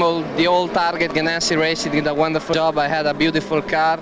I'm very happy because in the last 2 weeks I've been able to think about what we did, and I came back much stronger. I had the possibility to give the right information to make myself the best car, and I was driving very well. Didn't last till the end. All right, well, you have an opportunity now to watch the other Target Ganassi, Jimmy Vasser, try and take it home for you guys. Thank you, Alex. Let's get down to James Allen. Mark Blundell currently running now in 3rd place, basically because he's mastered the art of drafting according to the team. Simply on power terms, he shouldn't be anywhere near where he is at the moment, but he's running strong because he's learnt that. But he had a drama on his last stop because the fuel valve stuck open at the top. Quite a bit of fuel spilled out the top, but luckily we didn't get a pit fire. Now the disadvantage of this means that he's going to have to do 2 more stops because they cannot carry a full load of fuel because of this stuck open valve. So Mark Blundell having his best run so far, we will see. All right, thanks very much. Parker Johnstone brings the car up to speed. The green flag waves. We are back under green conditions. 4 cars running nose to tail as we restart on lap 184. We have spent a total of 64 laps under caution today here at Michigan. There we see positions 1, 2, 3, and 4 in our picture frame right now. Parker Johnstone on the left of your screen, then Jimmy Vasser, followed by Mark Blundell and Greg Moore. There is Parker Notice the nose on that car. They had to replace the nose after he was involved in that crash that brought out the red flag before this race ever got underway. That's a fresh part. They slapped some decals on it, and away he went. There is Jimmy Vasser. He's gotten that car loosened up just a little bit after the last pit stop. There is Mark Blundell, having by far his best race as an IndyCar driver. Of course, it is only his 4th start following injuries suffered in the race at Rio de Janeiro earlier this year. His best finish thus far, 17th in the season opener at the Dade County Homestead Motorsports Complex near Miami, Florida. And his teammates actually currently running 5th, so Pac West having a great day. 3rd and 5th so far, with about 75 laps left to go. And a little wiggle we saw coming out of Gugelmin. I think there's a bit of a bump coming off that corner because I've seen cars wiggle there before. Vasser on the left, followed by Blundell. Got Honda power plant 1st and 2nd, Ford XB in 3rd, Mercedes in 4th, and another XB in 5th. Surprisingly, XBs, no XDs to be seen. That's right, the XD being the later iteration of the Ford 2.65-liter turbocharged V8 for Indy competition. Incredible bits of technology. These engines built to such fine tolerances that they use few, if any, gaskets in them anymore. As many as 4,000 parts, 3 times as many as you'll find in your street car engine. Capable of extraordinary things, revving to maybe 14,000 revs, although not here in a 500-mile race. Tremendous horsepower from methanol, a renewable resource used as fuel in IndyCar. Now Johnstone has Vasser just up his gearbox. Vasser goes high and then drops back. We've seen this a little bit earlier today, that the high line is not what Jimmy seems to like. He likes to be able to go a little bit lower. That cost him a little bit of speed. Coming off of turn 2, Blundell had a look on the inside. The first time this year that Mark Blundell has really had an opportunity to come to grips with racing at the sharp end of the grid. Doing just a great job, though. You think about the time that he spent in the car, not a whole lot compared to how much testing these other guys have done. Maybe not so much so with Parker Johnstone, as they've had a rough start at the beginning of the season. And Blundell sneaks underneath Vasser. What a nice move right down to the line, going through turns 1 and 2. Probably a little bit surprising. I was a bit surprised because Vasser was able to get up alongside Johnstone but could never complete the pass. I guess it wasn't because Johnstone was getting quicker, but because Vasser was getting out of it. You saw he bobbled just that moment, and Blundell was there to jump all over him and take 2nd place away. Great drive from Mark Blundell. The Pac West guys have certainly had a bit of a rough start to the season also, so they're certainly probably just loving this, especially after Mark's accident back in Rio, where both he and I ended up getting hurt. The order behind these: Vasser runs 3rd, Moore 4th, Gugelmin 5th, and Ribeiro, Herta, Christian Fittipaldi, Eddie Lawson, and Roberto Moreno. Fittipaldi, Lawson, and Moreno all 1 lap down. Here's Jan Bikas with more on Jimmy Vasser. As far as what's happening with Jimmy Vasser, remember that before, the time that he came in and put on more downforce on the car was because it did not work well in traffic. So when Blundell came up and took the air away from him, that's why he dropped back so quickly. At the moment, his car runs fast, but he struggles in traffic.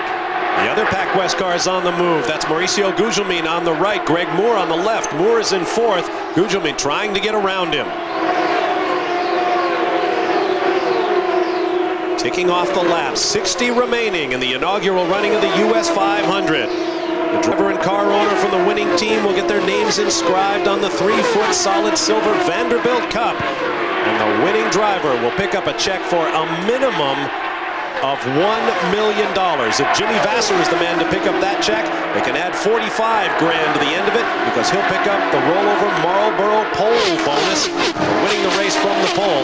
Keep in mind, there are also contingency bonuses in here. There is lap money to be taken into account. The winners, in fact, all of the top finishers in this race are coming into a tremendous payday at the inaugural US 500. Now, once again, Gugelmin taking the low line as he looks at the back of Greg Moore's Reynard. You know, when you think about this, we're around 200 laps. What a competitive race.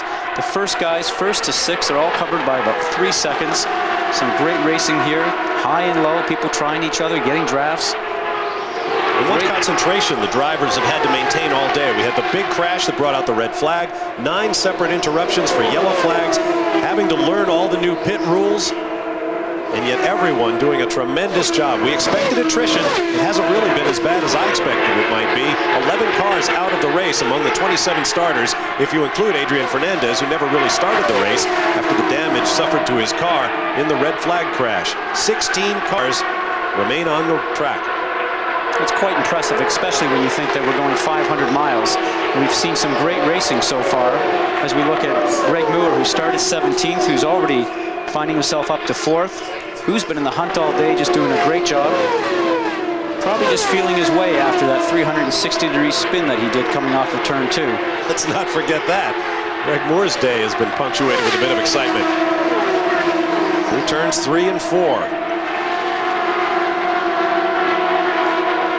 There's a look once again at Blundell with Vassar behind him. Ooh, Vassar closing up. Goes underneath with authority. A nice run off the D-center section of the track. Going into turn 1, a nice draft, timed it perfectly, dropped down, slid right underneath and carried on through. Let's take another look at these passing maneuvers. Keep in mind, all of this going on at tremendous speeds, 225 to 230 miles per hour. This was Blundell taking the position from Vassar. As Vassar came up on Parker Johnstone. See, Blundell's running the high line, carrying speed and momentum, cuts down low, and then he's going to take the air away from Jimmy as he slices up in front of him going down the back straight. Jan Beekes. Part of what you're seeing out on the racetrack is some people have stayed in 6th gear and other cars have gone to 5th gear. I can just update you on my half of the pit lane as far as the top runners.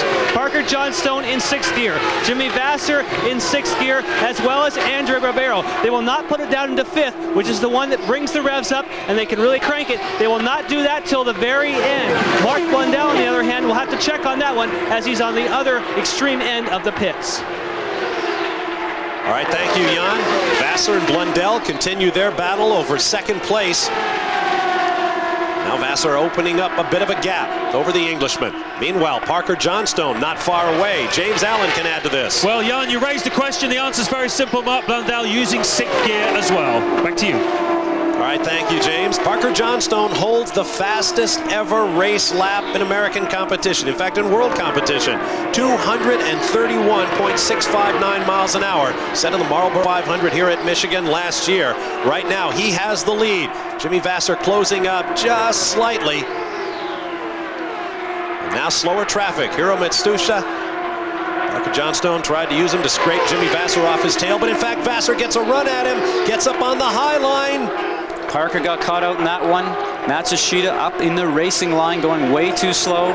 Couldn't run the normal line coming off of 4, had to drop down low, cut the RPMs. And look at Blundell run up. I wonder if Parker Johnstone has a problem. Well, just probably lost a little bit of momentum.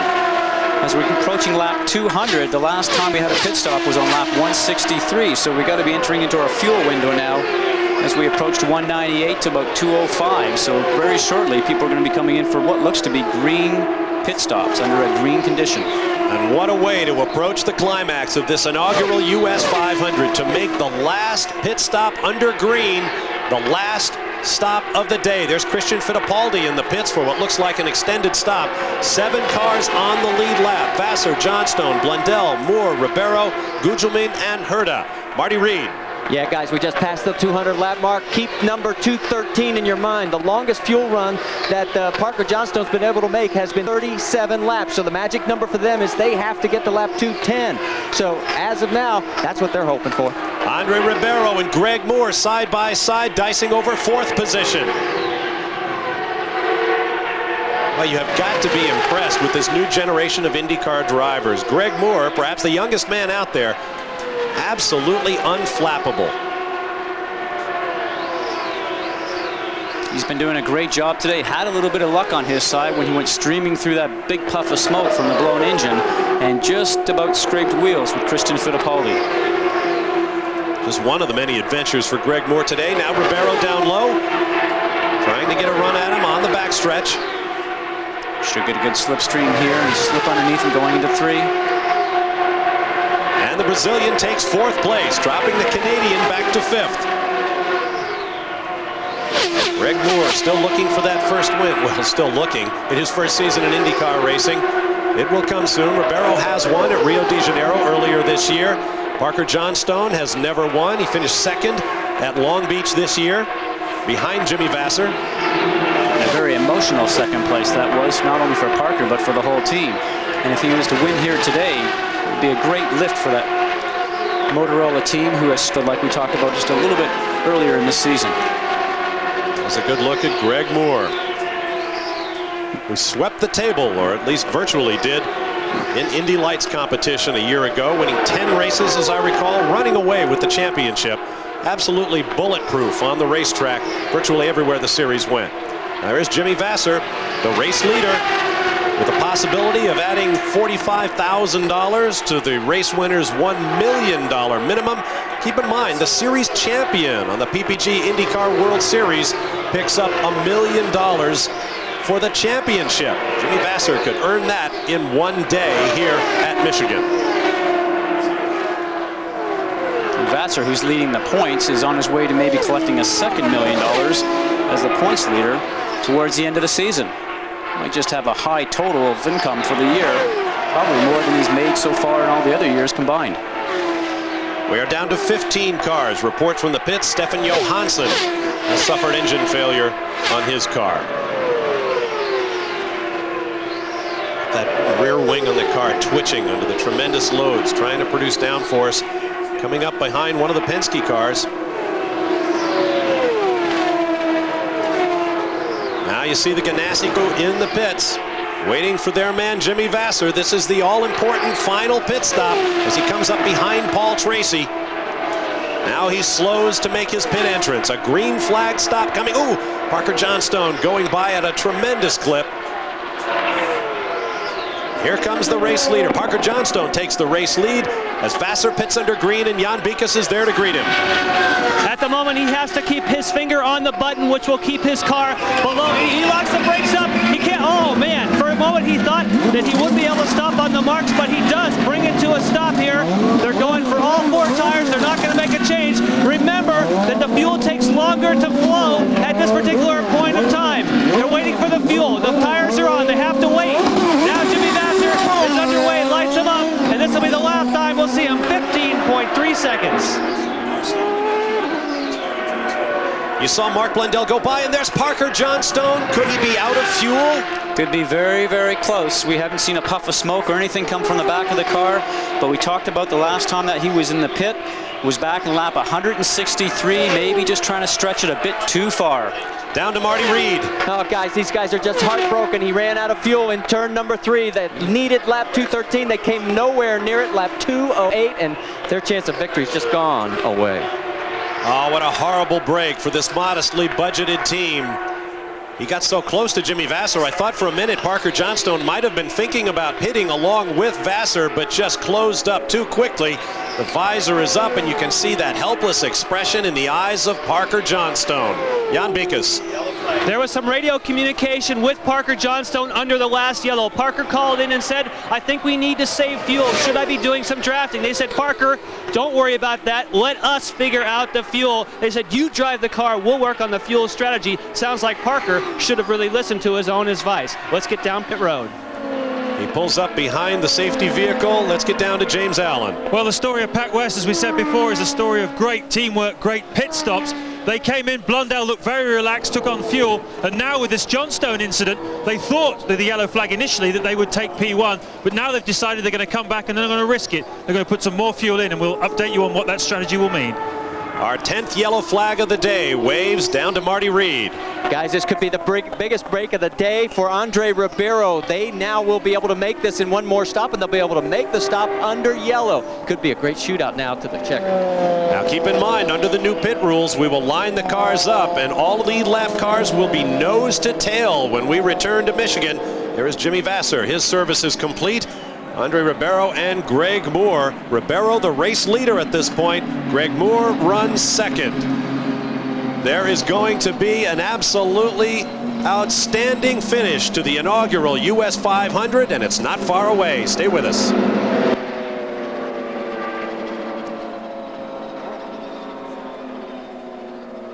So the 10th yellow of the afternoon, this 500-mile race approaching a climax. 210 laps completed, 4 to go. Andre Ribeiro takes over the lead, and Parker Johnson at last trails out of the pits.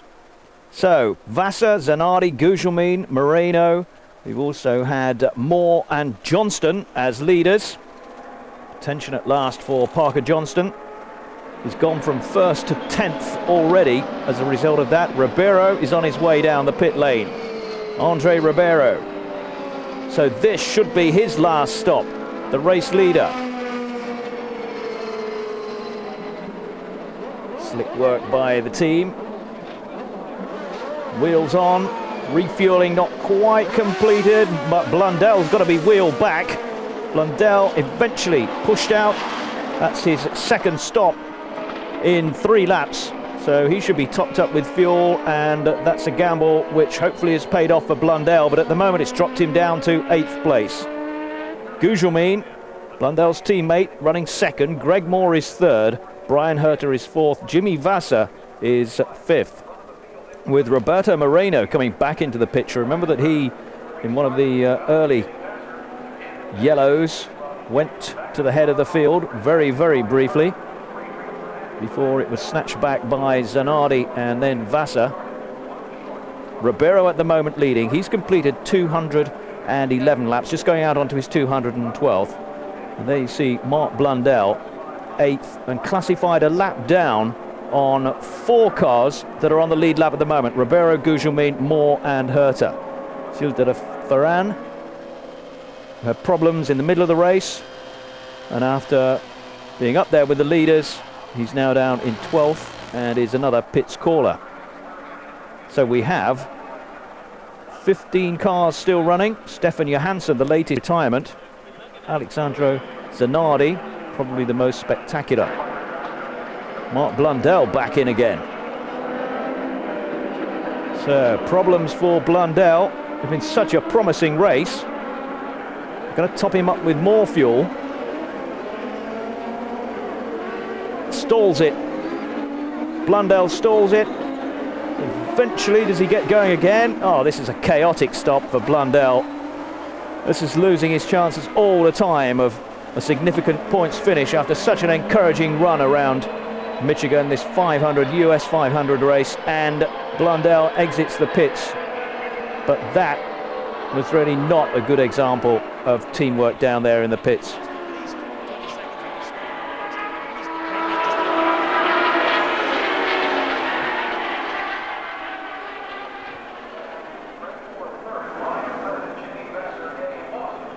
So Jimmy Vassar now down in 5th place. Eddie Lawson has come up to 6th, ahead of Mark Blundell. Andre Ribeiro still being posted as leader on our computer printout. 212 of the 250 completed.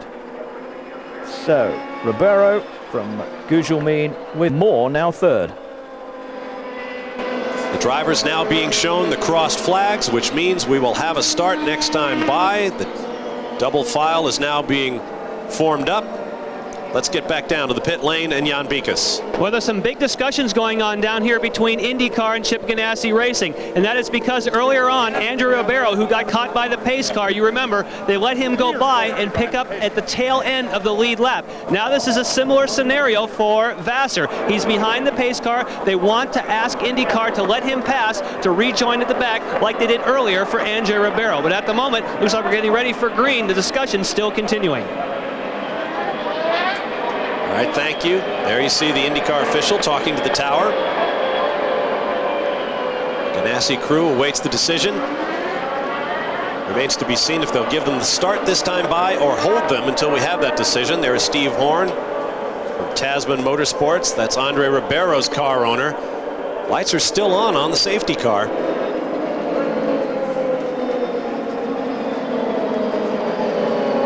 Mark Blundell's problems continue. He pitted out of sequence We are told that he will move to the back of the line as a result.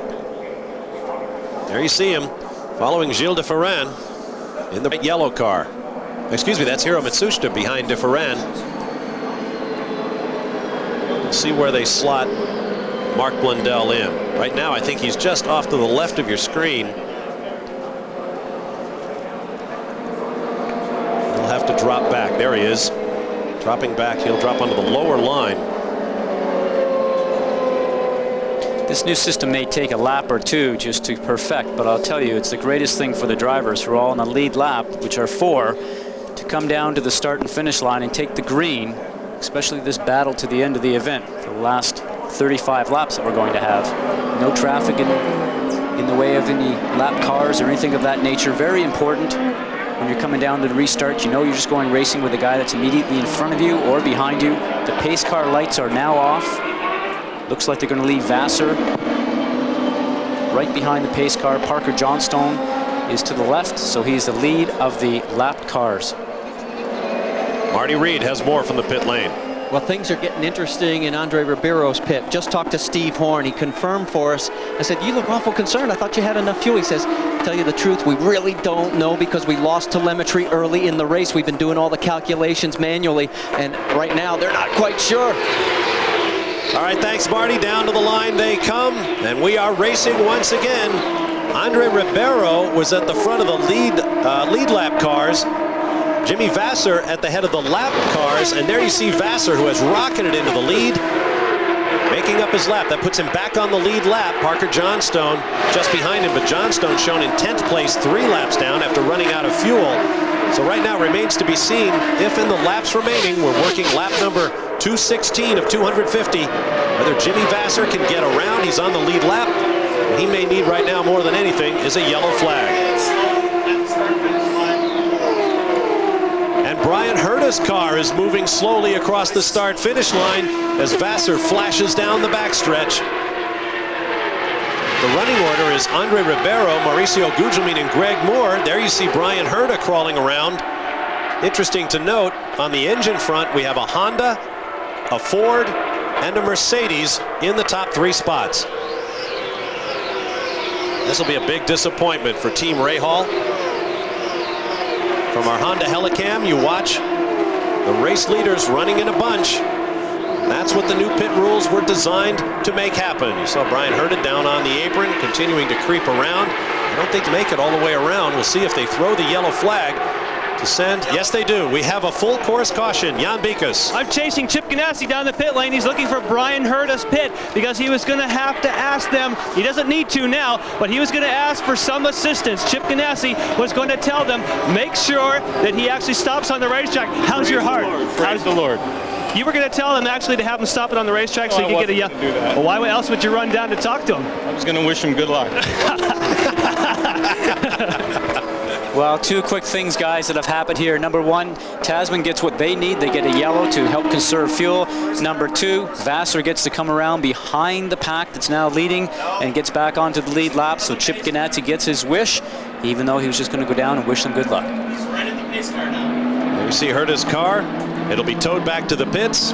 As the laps continue to run down, we will be back for what should be a most dramatic finish to the first running of the US 500 here in Michigan. Jimmy Vassar's not out of it yet. Stay with us. Wow.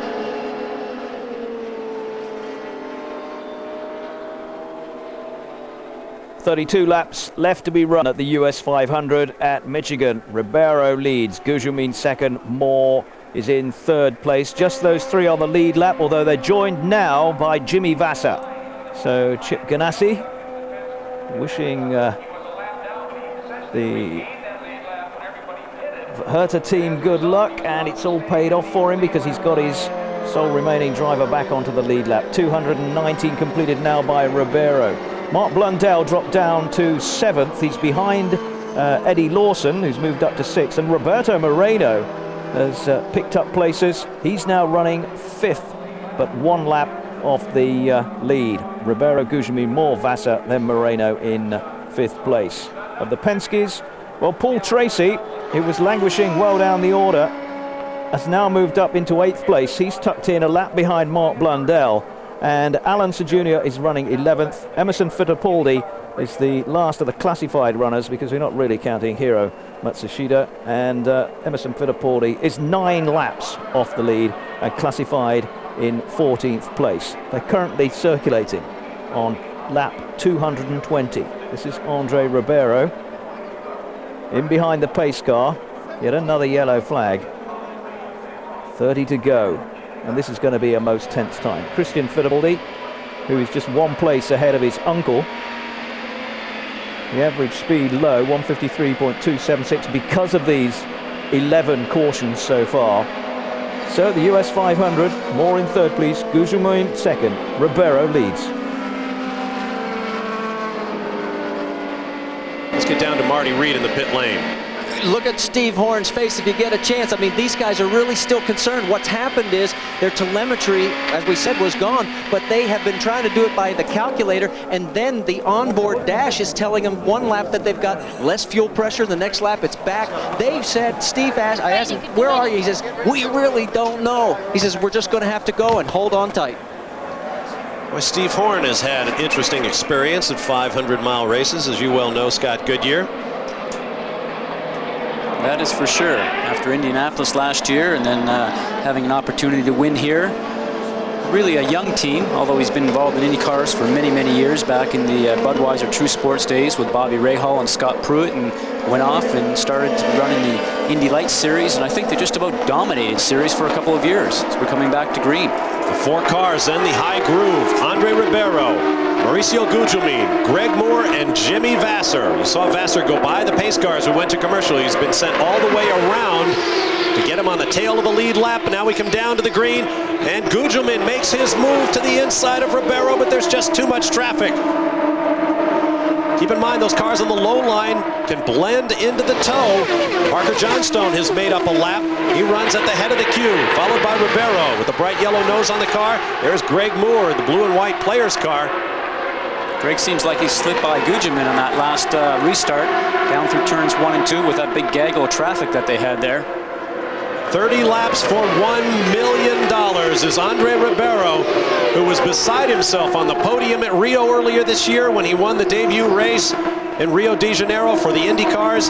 Fellow Brazilian Mauricio Gugelmin just behind. What will Andre Ribeiro do if someone hands him a check for $1 million US?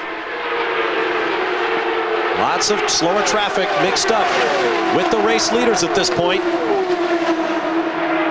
Gugelmin closed up on Moore, but now Moore drives away just that little bit. All of this dueling going on at 200 and high 20 miles per hour. Jimmy Vasser now closes up, looking for 3rd place from Gugelmin. A couple of things are going on here. Ribeiro wants to run as fast as possible to keep in front of the guys that are behind him, but almost go as slow as possible because he needs to conserve fuel. He wants to run that car in 6th gear and top gear, keep the revs low, keep the fuel consumption low. But at the same time, he wants to try and draw away if that's at all possible. I say slower cars. Actually, a lot of these guys circulating at competitive speeds, they just happen to be 1 or more laps down. Our top 4 cars covered by less than 1.5 seconds. Marty Reed. Oh, and Greg Moore loses an engine. The 2nd place car of Greg Moore loses an engine in the biggest possible way. He kept it under control. Did a great job. You saw the back end squirming the car, just almost getting the oil on the tires, I'm sure. 225 miles an hour. You saw the back end of the car doing small fishtails, and he hung on. Didn't go high, didn't go low, kept it in the center of the track. Did a nice job of bringing it down onto the apron. 230 miles an hour was the last lap speed for Greg Moore. And we saw that before when Alex Zanardi lost his Honda after a lap in the 233 range. This is our 12th yellow. We are 1 away from the record. A 500-mile race here at Michigan, and not one person has left the grandstand, as best I can tell. They know this finish is going to be a classic. The folks are on their feet. This is going to be a shootout. The smoke still rests on the backstretch from Greg Moore's Mercedes-Benz engine, paying the ultimate price. There you see it. Greg Moore climbs out. James Allen. with Tony Brunetti, the team manager, Greg Moore's team manager. Apparently over the radio he said it was too bad, this was our race. Your feelings? Yeah, for sure, that's exactly what he said. You know, all day we've just been waiting to race till the end, and you know, this was the time to go racing, and we were getting ready to do just that. Unfortunately, something in the motor let go, and you know, I think this race was probably ours. Well, bad luck. We'll hope to have a word with Greg in a second. All right, thanks very much. There you see. Boy, it hardly serves to call it a plume of smoke. That is the story of 500-mile racing. Twist your engine to all the revs you dare, but keep in mind what can happen if you stray to that red line too many times. There you see Greg Moore looking a bit philosophical. A guy barely into his 20s, racing in one of the elite forms of open-wheeled motorsport in the entire world. He knows that better days lie ahead. So our 12th caution with 226 laps complete leaves Andre Ribeiro in the lead over Mauricio Gugelmin, and there is still a lot of blue smoke in the air out there on the infield. Here's Marty Reed.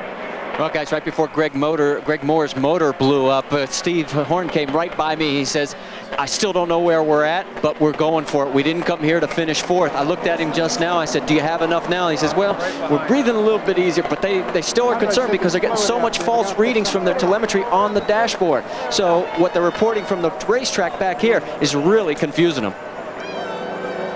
Well, there you see Andre Ribeiro using every yellow lap to conserve fuel. Down to Jan Beekes.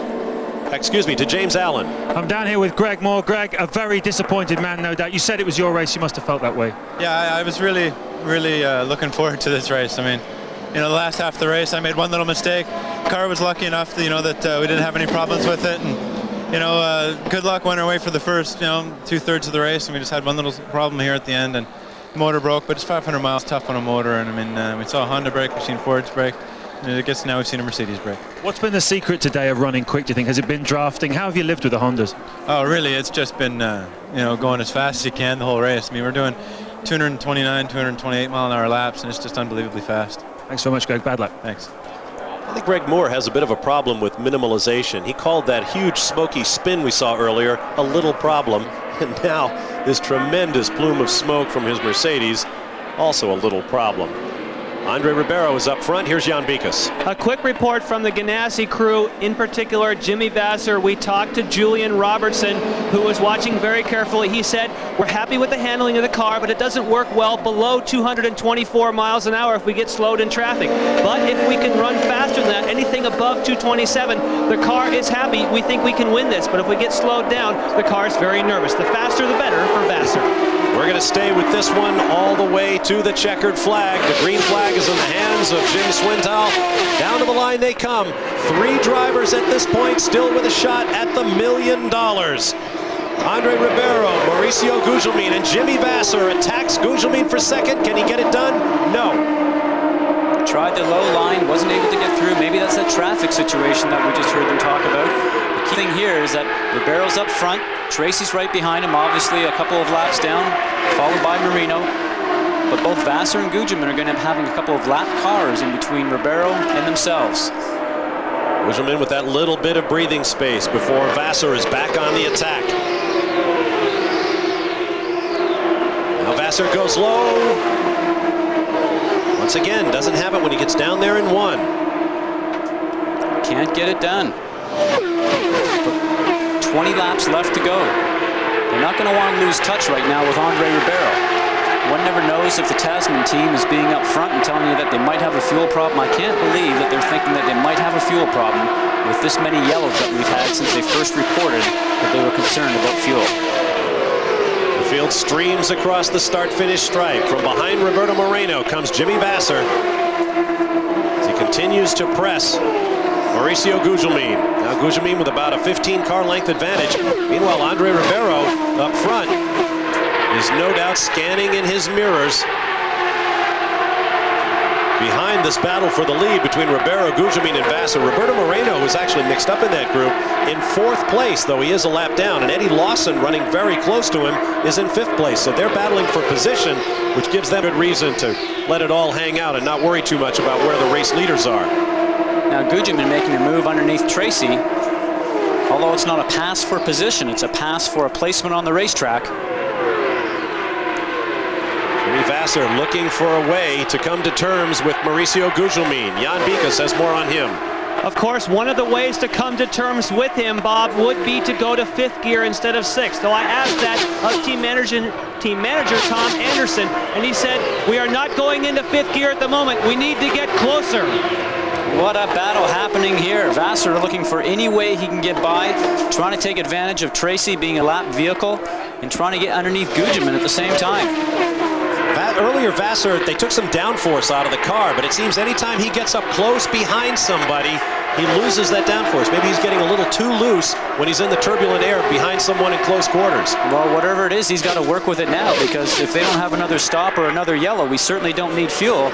These guys do not have any opportunity to come in, and you can see how the car twitches as he's trying to make it 3 high going into one. What a great move. Not only does he get past Tracy, he also gets Gugelmin, and now he's into 2nd. Paul Tracy kept Mauricio Gugelmin occupied. Jimmy Vasser went around the long way and got it done. I thought it was going to get a little tight up there by the concrete wall. But now there is nobody between race leader Andre Ribeiro and the pursuing car of Jimmy Vasser. Some great battles going on here. We saw in the back of that screen Roberto Marino trying to split the 2 cars although he's a lap down, and he got squeezed out and had to be pushed aside. All this going on at 230 miles an hour. 16 laps remain. 32 miles for $1 million for one of these drivers. Andre Ribeiro and Jimmy Vasser. Jan Bikas. When you saw that move with Vasser and all of a sudden he gained all that momentum, we wondered, did he drop it into 5th gear? Tom Anderson says no, they stayed in 6th. What he did was he built the momentum, he built the toe and got a slingshot. And now he's trying to do the same thing to Andre Ribeiro, but they haven't gone into the killer gear yet. They're going to try and do it in 6th gear and not blow this Honda up. How many revs do you take by going 6th as opposed to 5th? Oh, every team is a little bit different, but I suspect here it could be anywhere from 250 to 350, but the key thing is that you certainly get a better run coming off the turn, a little bit more horsepower maybe coming down the straightaway, but you're also going up a little higher at max RPMs, and the Hondas run somewhere around 14,000, but let's not forget, we're talking about Vasser. Andre Ribeiro has the Honda in there also, probably running in 6th gear, so when the time comes to go, maybe both of them will drop it down to 5th, and we're going to have a great battle on our hands. Vasser looking low as he continues to close the gap to Andre Ribeiro. Both men winners in this young IndyCar season. 2 of the great young stars of IndyCar who have come here to Michigan for the inaugural running of the US 500. And this is what it is all about. A fraction of a second between them, traveling at 230 miles an hour, reeling off the miles with a prize of $1 million waiting for one of them.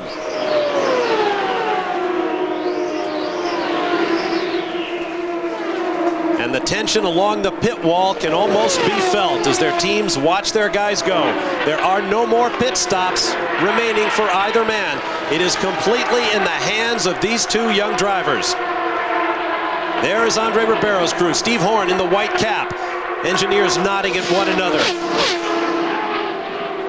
Does anyone really know what's going on out on the racetrack at this time? Slower traffic down low as the race leaders come through, completing one more lap. Nice clean racetrack, no traffic in front. Great opportunity to go racing. Both these guys just starting to play games. Andre's looking and seeing, maybe is he in 5th, is he in 6th, has to go through with the thinking process. Obviously worried about fuel, we're told.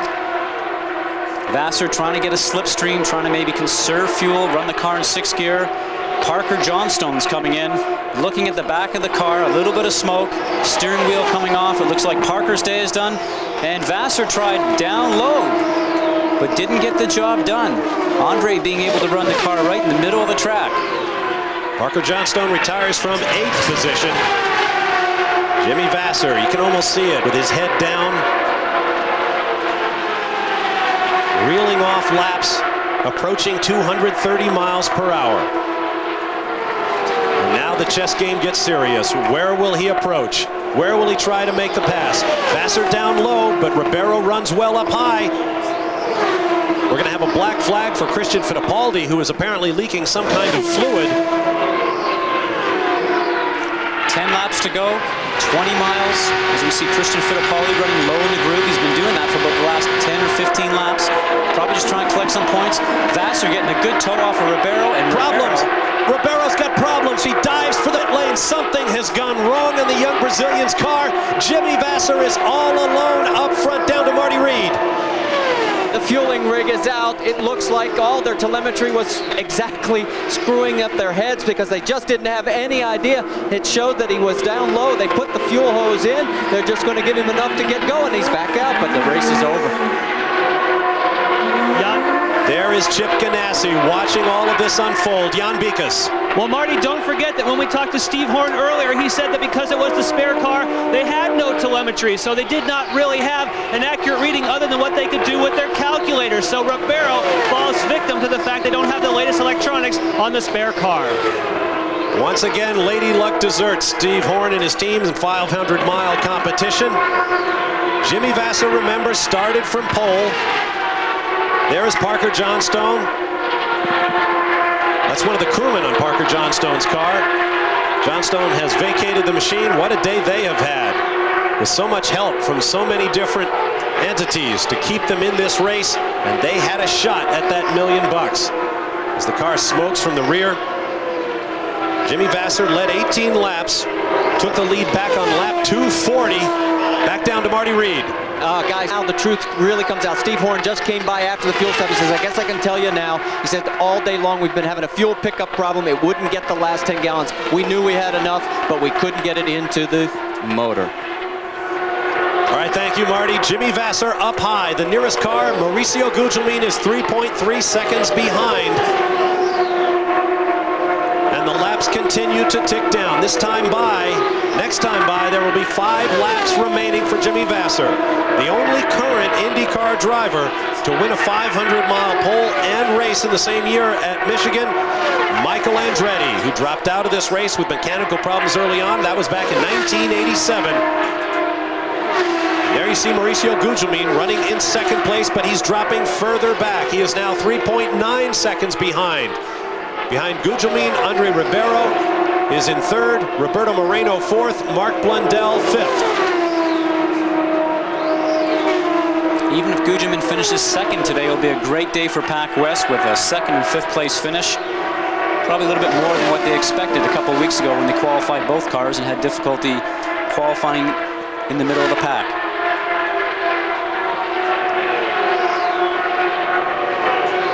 As you take a look at the running order, the story right now is all Jimmy Vassar. If he can win it, and he is just 4 laps from the checkered flag, he will pick up his 4th victory of the year. If the race were to end right now, he would have 94 points in the championship. A stout lead over the second place of Al Unser, who at this point will total 58 points at the end of the day. So Jimmy Vassar in what could be the pivotal moment of the season for him in the first running of the US 500. If Jimmy wins, this will certainly be a clean sweep with $100,000 that we talked about for the pole position earlier on with the Marlboro Award. He'll pick up $45,000 extra dollars for winning the race from the pole, and obviously the $1 million in the Vanderbilt Trophy. Couldn't ask for anything better in the month of May. After qualifying, he said he was going to go out and buy Mom a new car. Right now, he could buy her a fleet of cars. The way things are going for Jimmy Vassar. 2 laps remaining, 4 miles to go. For the driver from San Francisco, California, who has spent most of his life racing one thing or another. He was a legend for his tenacity and achievement in the Toyota Atlantic Series. He has made his way to IndyCars. His former car owner, Jim Hayhoe, went to Chip Ganassi and said, you've got to give this guy a shot. Ganassi put him on his team, and look what Jimmy Vassar has done. White flag for Jimmy Vassar. He goes by Andre Ribeiro, who was so much of a part of this race in the closing laps. Now on the backstretch. And now he'll be listening to that Honda motor, watching his Firestone tires. Once again, that little twitch on the backstretch that we've been watching all day.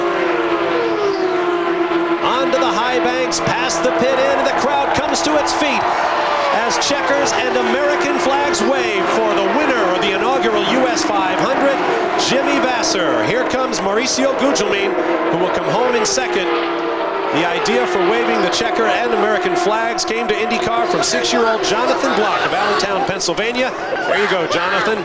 As Chip Ganassi congratulates his crew. Let's get down to Marty Reed. So what an amazing victory for Jimmy Vasser, starting from pole, leading in the early stages, losing out to his teammate and eventually clinching a win after 250 laps, 500 miles around Michigan. A real gruel race, this US 500. Just 11 cars running at the finish. Jimmy Vasser winning from Mauricio Gugelmin. Roberto Moreno made it up to third place, an IndyCar career best finish for him. Andre Ribeiro dashed by hard luck at the end, thought that he'd got the race in the pocket, but has to finish fourth. Career best finish in IndyCars for Mark Blundell, fifth for Mark Blundell, and the Pac West car second and fifth. Eddie Lawson, another career best finisher, the rookie recruit from the World Motorcycle Championship, finishing sixth. What delight for the Chip Ganassi team.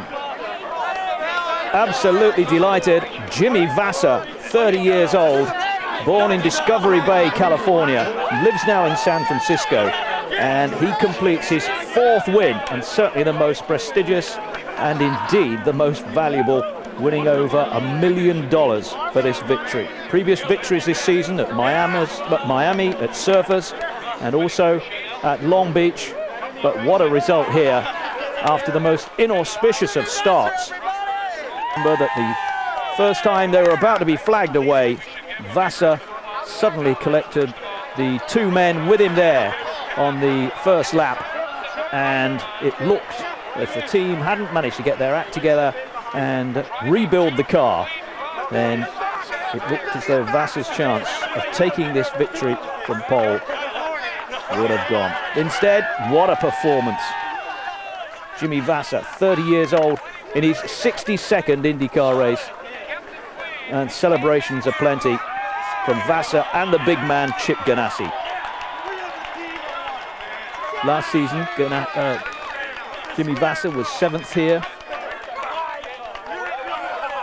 Now he's a real star. For most of the race, and we were making changes the whole time, and we got some bad luck. The car's just not as quick as the other one. I feel real bad for Alex. He was running good. Target down here. Tony, the $1 million, Pete from the pole. $1 million. Chaos down there in victory lane. High fives. 50% of that ain't bad, huh? You guys handle like that? Vasser, the biggest win of his career. Predicted that he would be a star this season by many people in the know in IndyCar racing. They thought that he might come good. But 4 wins out of the first 6 races. Brilliant performance.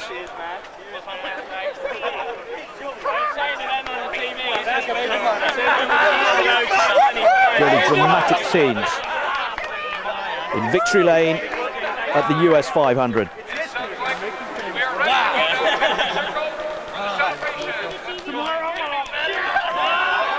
That's the scene of this 500-miler. Thrilling race in the end, bags of drama, and just 10 cars running at the finish out of the 26 that began. And this was how the afternoon began for Vasser. Collecting the 2 men alongside him, Fernandez and Herta, before that first race was even underway. Absolute chaos behind. Some 12 cars in difficulty. From the onboard camera looking back, and suddenly you just see Vasser's car snap out of line.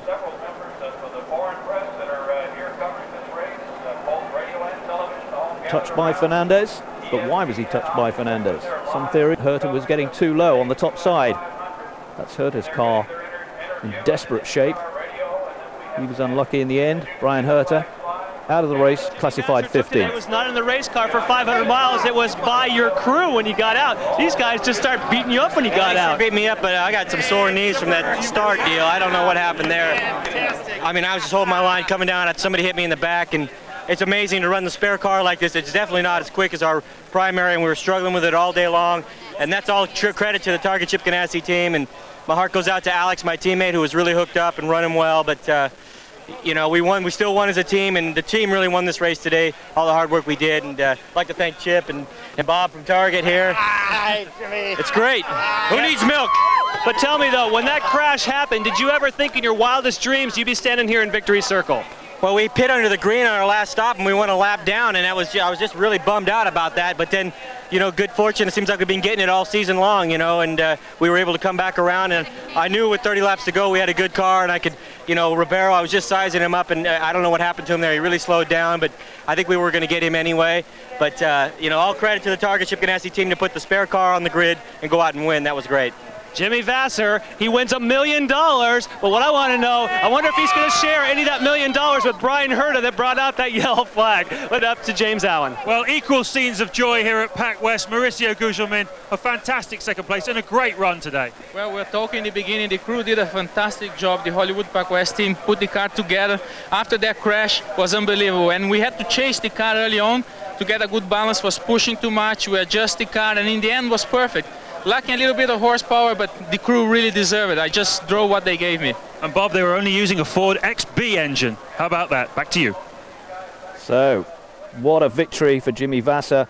A good second place for Mauricio Gugelmin, which equals his best ever in IndyCars. He was second at Miami last year. Roberto Moreno comes up into third place ahead of Andre Ribeiro at the end. Roberto Moreno also a career best finish recorded there. And of the Penske's, well, Paul Tracy and Al Unser Jr., 7th and 8th. Emerson Fittipaldi eventually in 10th place. The rest of them all fell by the wayside, including big names like Rahal, Andretti, Bazell, and of course, last year's winner, Scott Pruitt.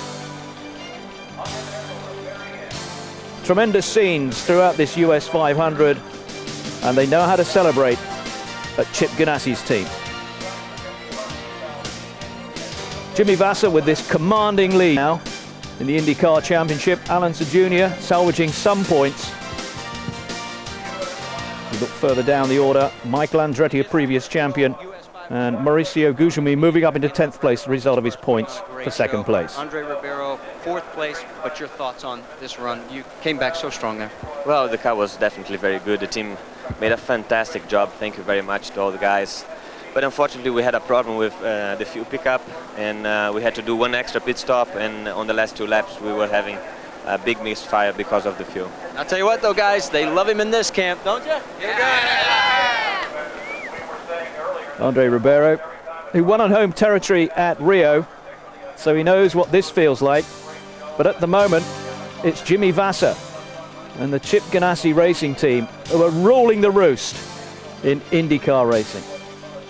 Vasser the winner, Gugelmin in second place, Moreno third, 2 Brazilians in the top 3. Good finish too by Mark Blundell and Eddie Lawson in 6th. But Jimmy Vasser very definitely the star of the show at the US 500.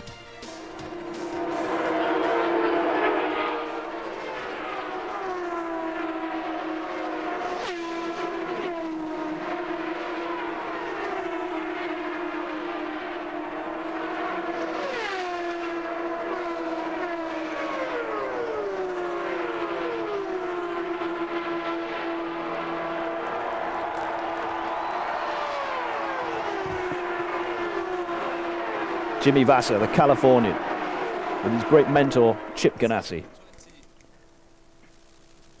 What a race. The first US 500, Vasser, Gugelmin, Moreno, Ribeiro, Blundell and Lawson making up the top 6. And the Penske's eclipsed Tracy, 7th, Unser, 8th. Thanks for watching.